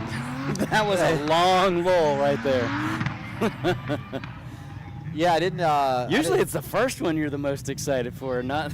Yeah, I didn't get to hear. I didn't get to hear it. all of what was going on, but So here we go, Paul Smith, Jacob Taylor in chase. Paul Smith getting a little bit of e-brake action there, and Taylor there to follow suit. So we got 2 seats, so pretty equal in power. Getting into that dirt and dragging that rear bumper. Luckily, didn't get dirt on the track, the usable part of the track. Yeah, the Utsy zone getting Yeah. a little bit, we'll just have to sweep it all back into that hole, that's all. For sure. So see around there, pretty good for both drivers getting around that first clip. Looking to this rear zone. Paul getting nice into it. Actually and, better than the follow driver. Yep, Taylor a little bit farther out. You can see right there in transition. So that kind of messed up his line. Yeah, he was running off there. Yeah, not being as deep in that first outer zone is you needed to be. Kind of cut your line a little bit inwards. So therefore, you basically cut line on yourself, and then going in the transition, it just transitioned you way too wide. Kind of got off track a little bit there. Threw some rocks over. On the wide line, but not quite that wide. That one classically named the Utsy Oopsie. Who came back this Fitz. round. Yeah, so we were so glad to Jody see Utsy Jody again. bought Maddox's old car. Yeah. Shout Shout out Mustang. to Mark Maddox. Yep, selling the car, getting it. It's still here. It's still getting driven, so that's good. And he did have some problems with it today and cut out a little bit early, but still, we know he's going to be back, and he's got the bug again now. So I'm super excited about that. Driving the same chassis, just a little bit different setup. So, all right, as we proceed to the second part of the battle, Jacob Taylor in lead and Paul Smith in chase. Jacob Taylor coming around there, losing a little bit of speed, but getting it nice and close. Coming in, getting into that rear zone. You see Paul Smith.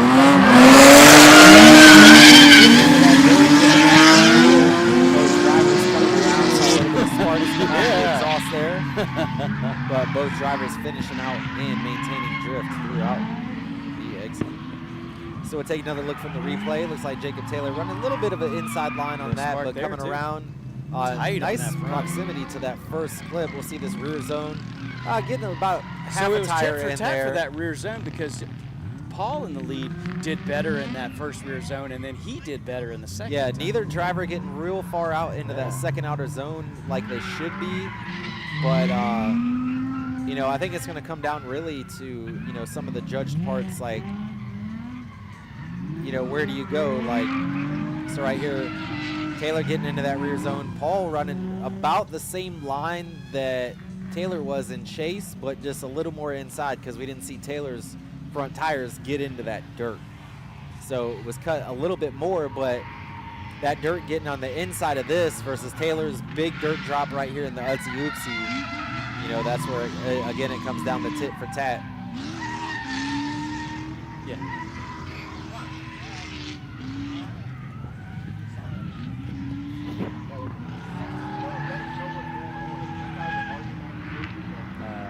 Okay.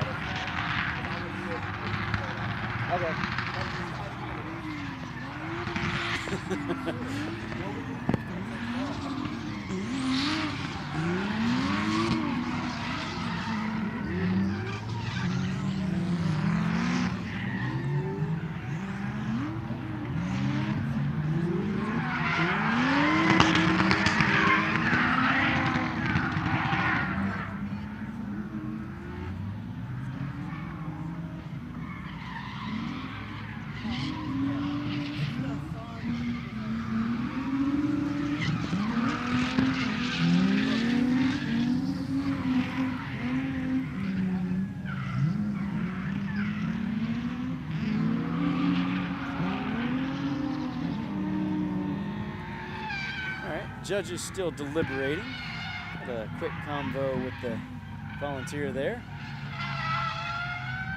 All right, so it looks like we got Zeman versus Seaber next. Yes. Yeah, so we're a little behind schedule for sure. Like I said, I haven't had my phone, so I have no idea even what time it is.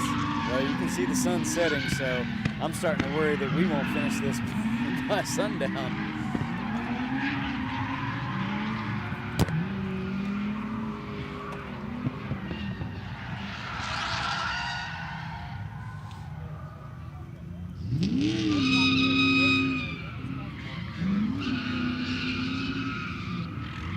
So it sounds like from what the judges said, Taylor gets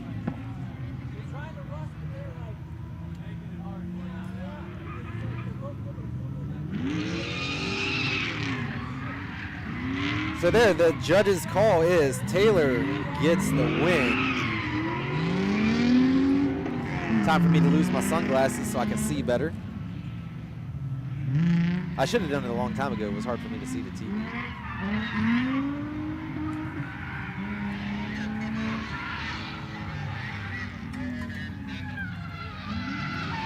All right. As we said, Seaber versus Zeman.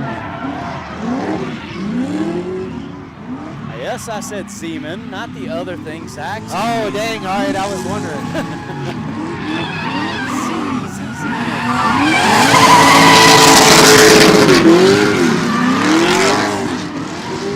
Max is just so freaking smooth, man. So we got 2 Z's, 1 in a G, or Yeah, I think he should 2 be Z. super high on style all the time because he's so fluid. Back front. Got pretty good in that rear. Yeah, man, that's, I would say, advantage to Seaber for sure on that one. But he's still got to follow. Not a huge advantage, obviously, but somewhat of an advantage. There's Brian, our grid worker. Killing it like a boss down there. Yeah, Sending man. all these shout drivers. out to all the Yeah. staff, man. They've been out there all day. So The battle of attrition is supposed to be on track, not the track workers. you know what happens Hora. tonight? They get off, and me and you got to work at run the track. Yeah. So we'll have to, we'll definitely have to take turns on. And then Running the track. Tony's out for at least the day, if not the weekend. Unfortunately, miss you, Tony. So there you go. We got Zeman coming in, throwing big angle into that first portion of the track. Seaber running. Oh, cutting a little bit of line. Straightened out just a little bit. I'll have to watch that one back from the top.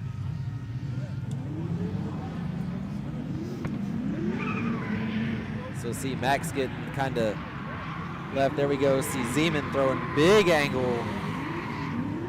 Getting all up into that rear zone. Seaber right there having to make a little bit of a correction. That's definitely going to be a less than 2 seconds, but that's going to be a major deduction. well, yeah, that is it's going to But be he's a so little bit smooth of different everywhere advantage, else. So it's like, dang, man.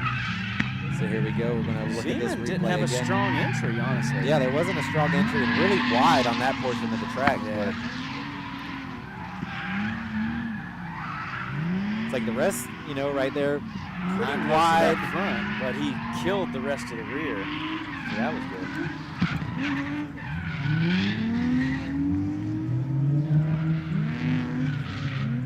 I hear what they said. Max Seaber. Oh, so we got Max. Seaber.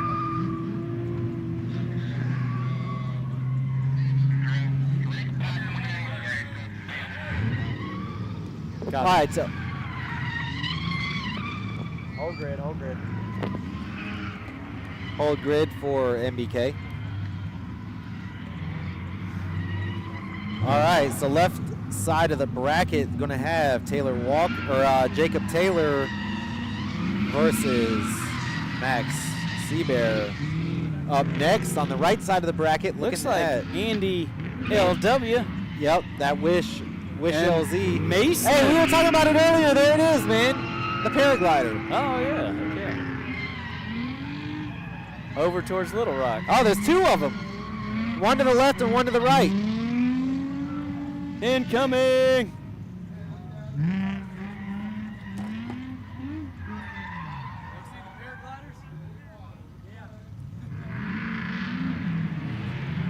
All right, so there we go. We got Andy. All right, LW leading Mason Magnolo.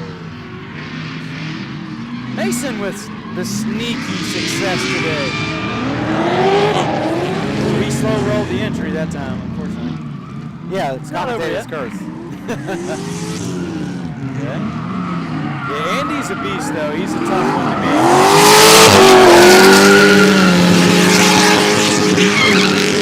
Definitely a shorter inside line by the follow driver, but not bad. I don't think he zeroed anywhere there or had a few deductions for sure, as he has been almost every time in the follow. Definitely some gap there. Cutting line, and he dipped some tires on the inside. And a little bit shallow on the line. So I would say Andy's advantage for sure on this one, but he's upset some others. Yeah, I would agree. So you got to have a lead and a follow, Well, not you know, just a Andy good is pretty lead. good with following. Yeah, that's true. So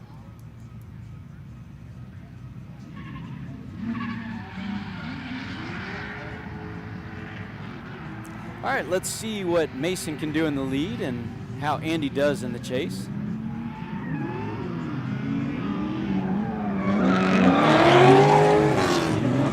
Ooh, going aggressive. Hope it don't bite him. Come on there, stay in there, Andy. Let my boy Mason.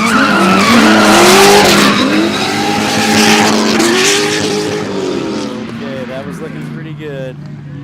yeah, that was But I guarantee Mason is going to be thrilled that he even made it this far because he's just getting back into drifting, got an underpowered car. look at that. So we see Andy diving in, and from here on out. All right, just like that, judges were able to make a quicker decision this time, luckily, and Andy Wright gets the win. Few too many errors on the follow on that one for Mason, and then Andy didn't counteract those.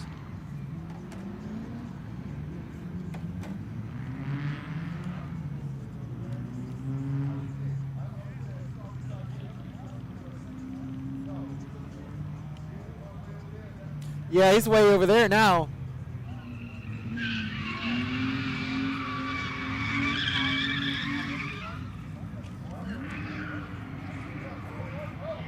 Oh, dang, there's another one too. So there's 3.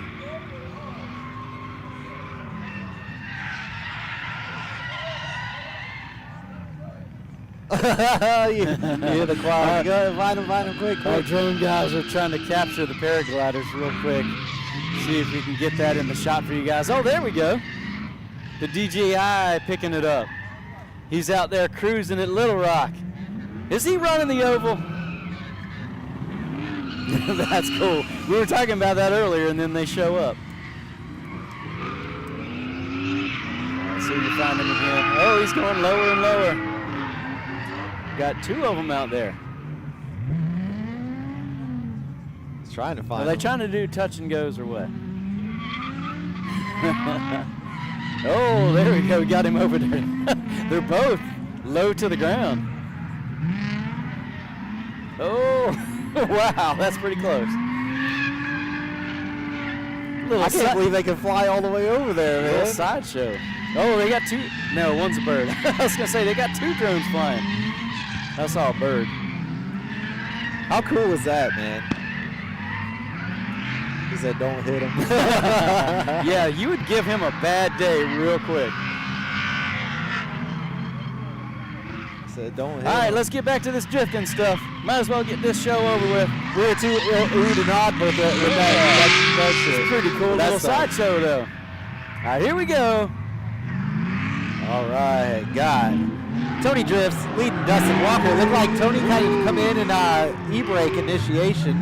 So I know the he's not judges weren't supposed trying to to do that. Yeah, the judges weren't wanting to see that, which threw Dustin Walker off right off the rip.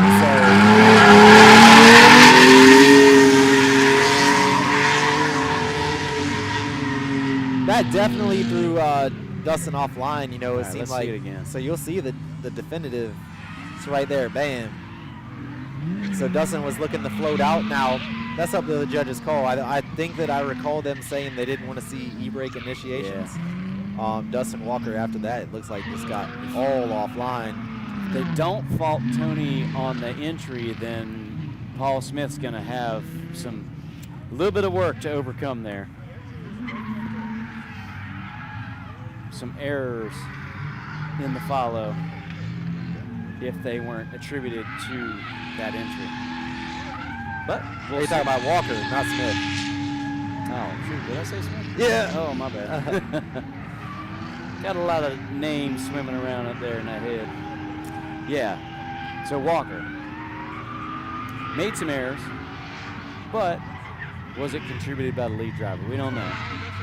Judges are the ones that'll make that call. So we go, Walker in lead, and Tony in chase. Like Tony dipping a tire, dragging that left foot, dragging that tire through there. Left foot broken. Dustin Walker, Big angle.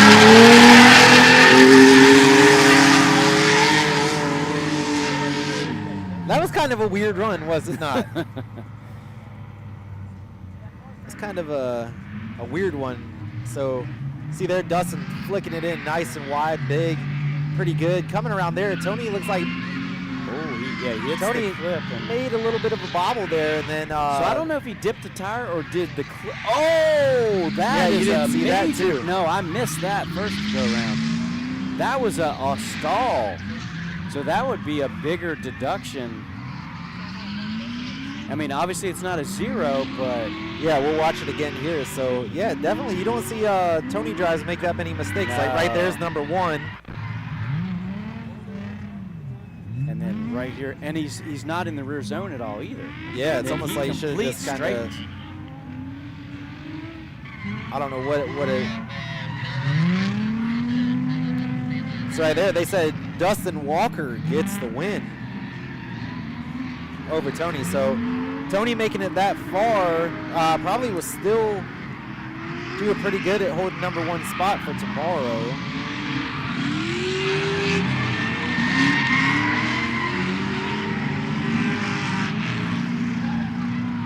So up next,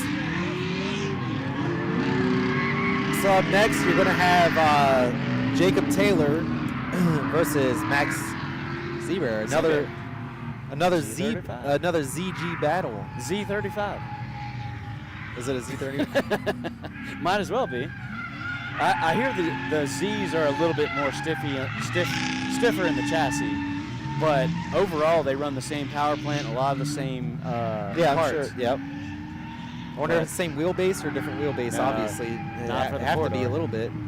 Definitely not for the 4-door. But if you had the 2-door, I think even those are a little bit longer.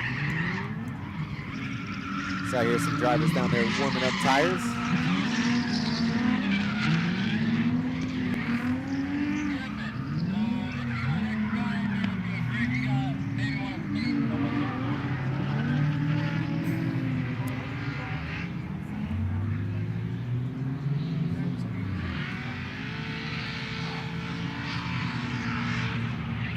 That was Dustin Walker to Tony Dress. Maybe they either contributed Tony to some of Dustin's mess up in Tony's lead, or just the multiple mess ups by Tony in the follow, which, like you said, is very rare, but that could have contributed to Dustin Walker winning that one.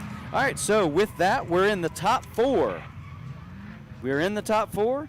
We're going to have Taylor going against Max Seaber, and then Andy LW going against Dustin Walker. There we go.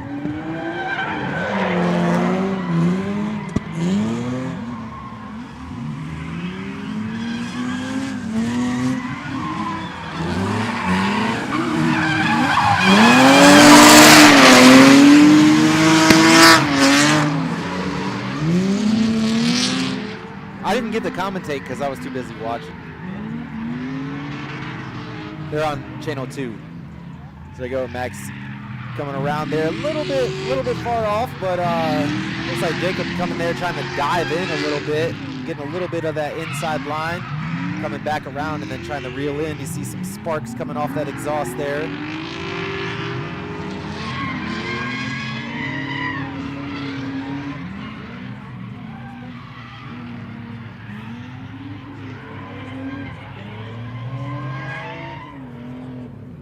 You're on channel 2? Oh, okay.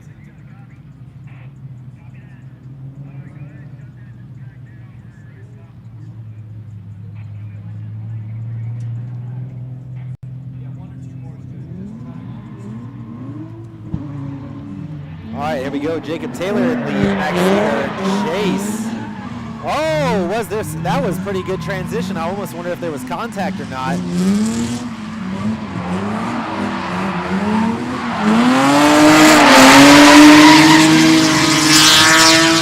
Man, I want to see that one run back. Almost wanted this to go into the dark because those sparks shooting off the back would be exciting in the dark, but not ideal.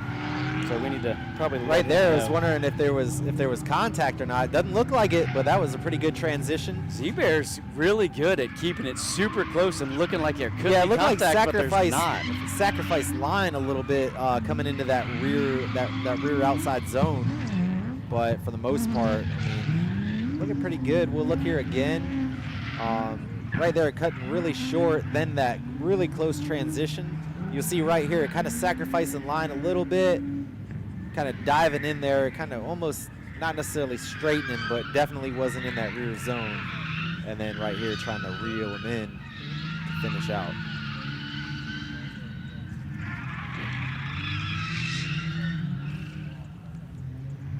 So we got the judges watching the replay,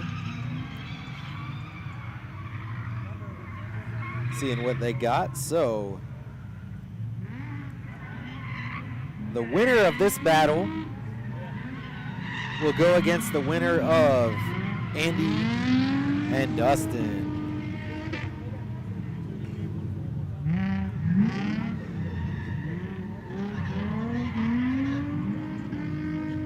All right, so the judges have the call. That is going to Max Seaber going into the finals.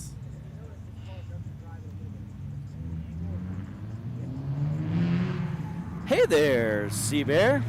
You going to the finals. So Max Seaber will be going against the winner of Wish LZ and the top D, Dustin Walker. I was trying to think of something clever to say, you know, anyway. So doing that, getting into these, as the media calls it, the golden hour shots. You can see right there, look at that landscape, man. That looks like a video game, does it not? AI. Yeah, that's AI not on the real. TV, yeah. That's fake. But you see them panning around. Just kind of shows you what, you know, the cool landscape around, how many trees there are.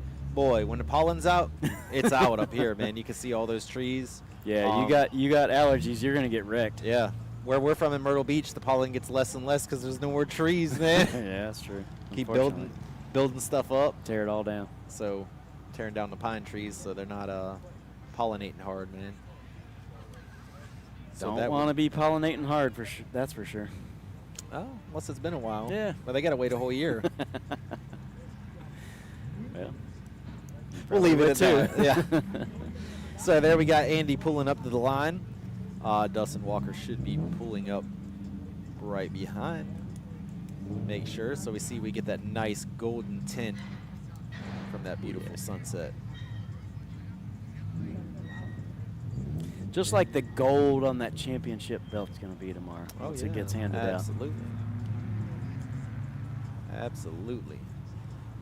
So right there, they've already got down and shut down the fun course track. So after we get done with the awards ceremony and stuff, we will give all drivers the opportunity to run the fun course layout. I believe they may be running the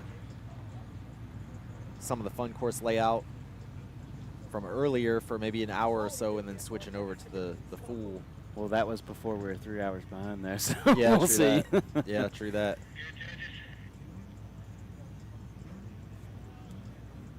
Send it. All right, so there you go. You got Andy Wright leading Dustin Walker in the 350Z. This should be a good match right here. These are two talented drivers. And you Andy's can already got the see slight that. power advantage, but Slight. no, I can see. Yeah. So you see Dustin.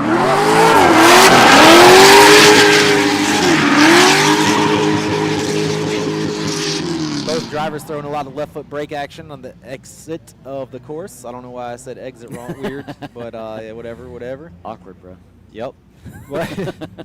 I don't know, man. That was a banger for both drivers. Did very well. You can definitely see the driving style differences to where, especially coming out of that rear zone, where Andy will throw a little more of an e-brake drag, whereas Dustin is a quick flick and let the car just sling into that pocket. So that may be something to see on the opposite end of this battle. Is man, look when it got dark, the picture got a whole lot better. Man, we're high vis now. Yeah, that's like. Damn, y'all can see my wrinkles now, man. Hey. Too damn old. But yeah, so we'll see on the flip side if just with Dustin, we'll see right there at that first rear zone where Dustin will just flick the car in transition if that may mess Andy up. So we'll see here. And we're gonna ask the quads to turn the HD camera off back to low quality. So let's see right here. So all right, so that let Andy kind of dive in. So that was almost a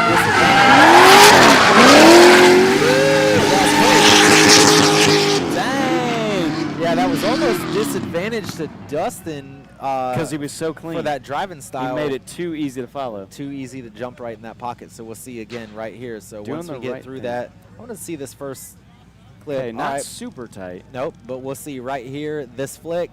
Bam, let Andy dive Andy right was up in there. inside just a little bit. Oh, and Andy hit the club. All right, so what the judges have called is Andy Wright. Andy Lucas Wright.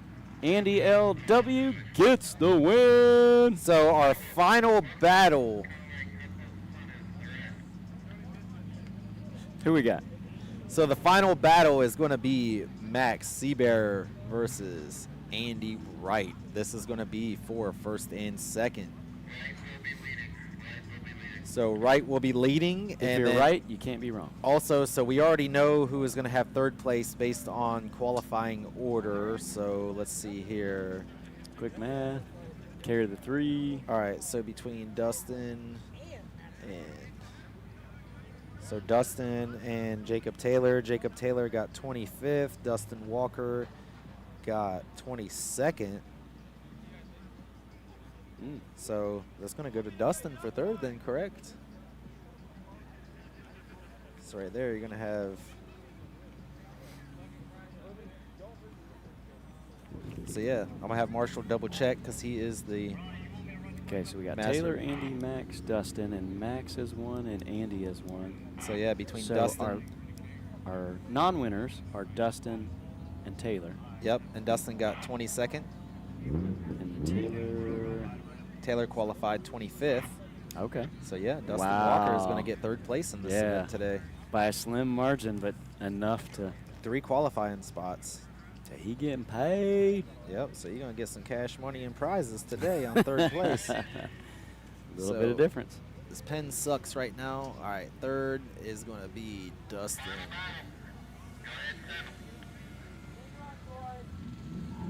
So going into the final battle, we got Max Seaber versus Andy Wright. Andy Wright had a little bit of trouble on that first initiation. Going to have trouble right there straightening out just a hair. But Andy went wide, too. Yep. So hard to say. We'll see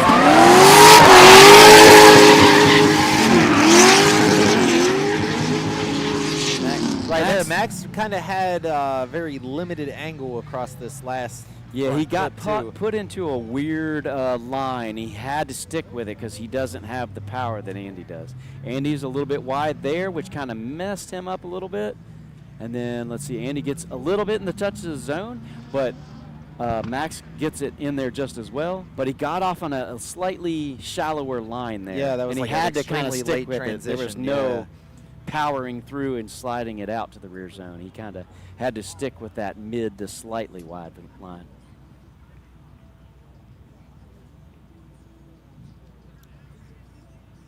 So we'll see him swap roles, and this is for the gold for today.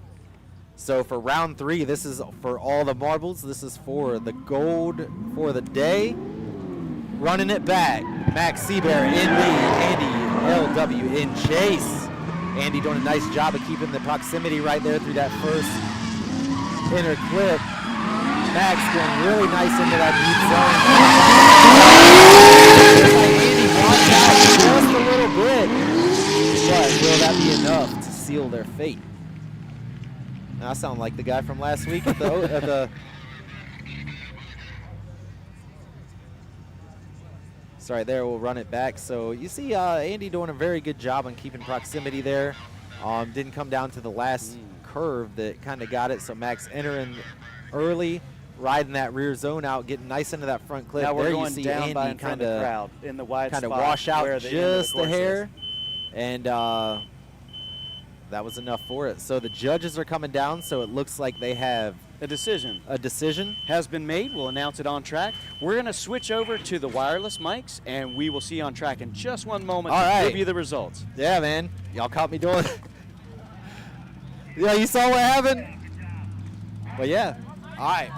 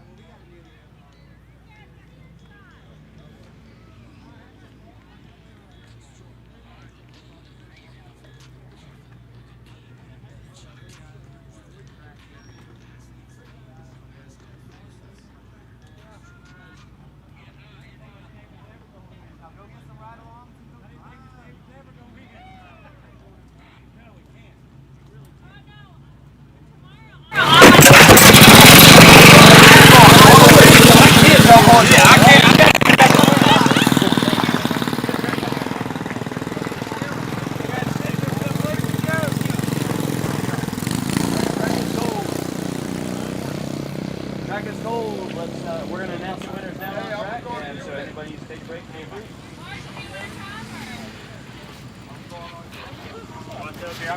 No, you're good.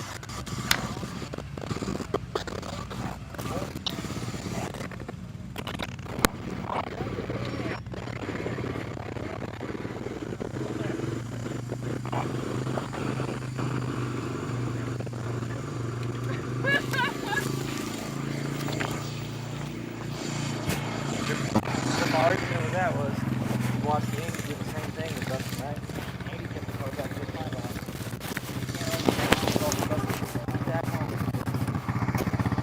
Andy's just jacked every bit, huh? Well, I'll tell you what, if you can see the fucking wheel, man. Yeah. Did I have an angle? Yeah. Only thing you can tell. Down on top. Really want to get down to it.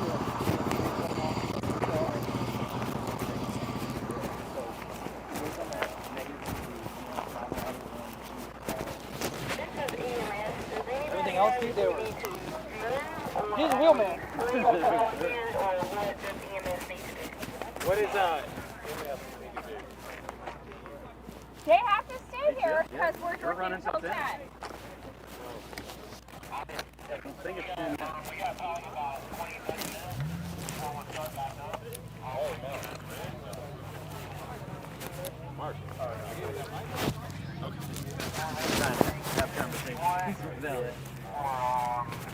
Hey. No. Make sure the mic don't cut out when I start recording. I'll start recording, right? So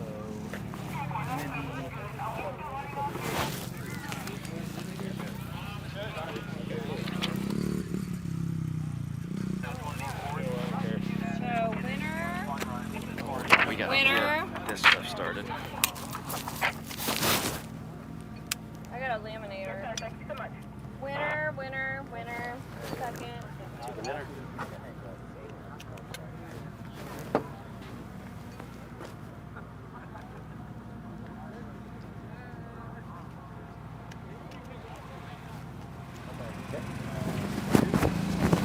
Here's two. All right, see y'all. I'll get this. All right, what you got? This is first.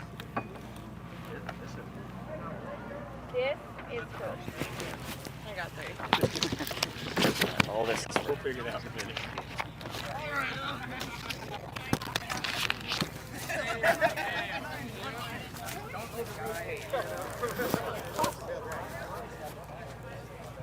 All right, so as you all know, man, there was some amazing driving today. The battles were so obviously it took a little bit longer than normal, but man, there were some tough decisions.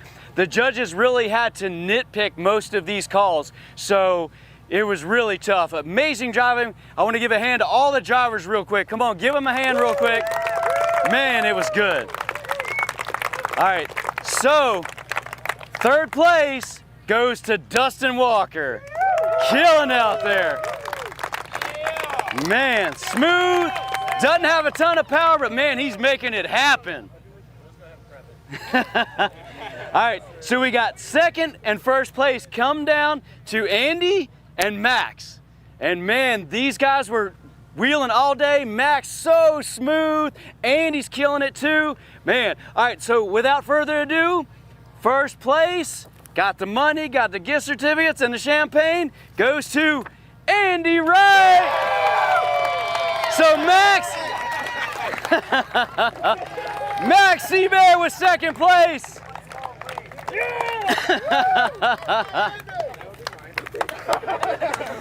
There you are, sir. Got it started for you a little bit. All right.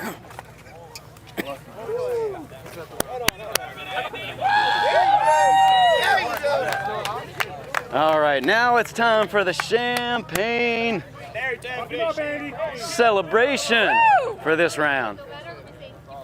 Got to make him work just a little bit for it. I helped him get it started, but all right, here we go. Dustin Walker, Max Seaber. Andy's like, I don't know how to do this. One more time, everybody, yeah! Woo!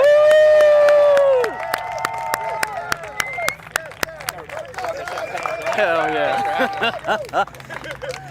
You guys rocked, man. Awesome driving today. Thank you. All right, remember, round 4 is tomorrow. We got to do it all again one more time. We're going to have fun tonight, fun runs, a little bit of party in the garages and stuff, having a good time, but we got to get up early and do it all again tomorrow, hopefully a little bit quicker and end a little bit earlier. So, all right, great job, everybody.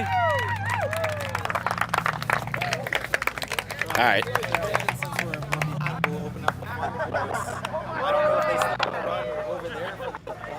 Yeah.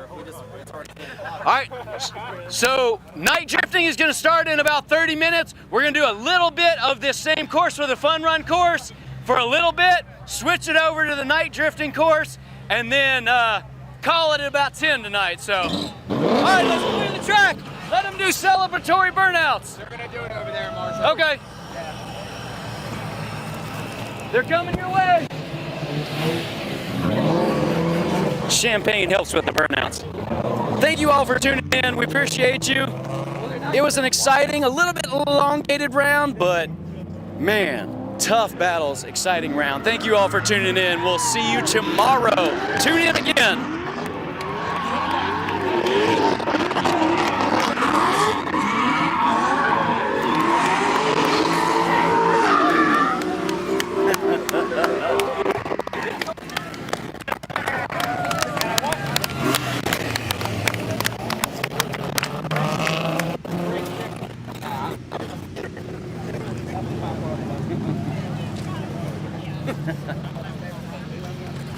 So we had laminated stuff for today, not just the seat.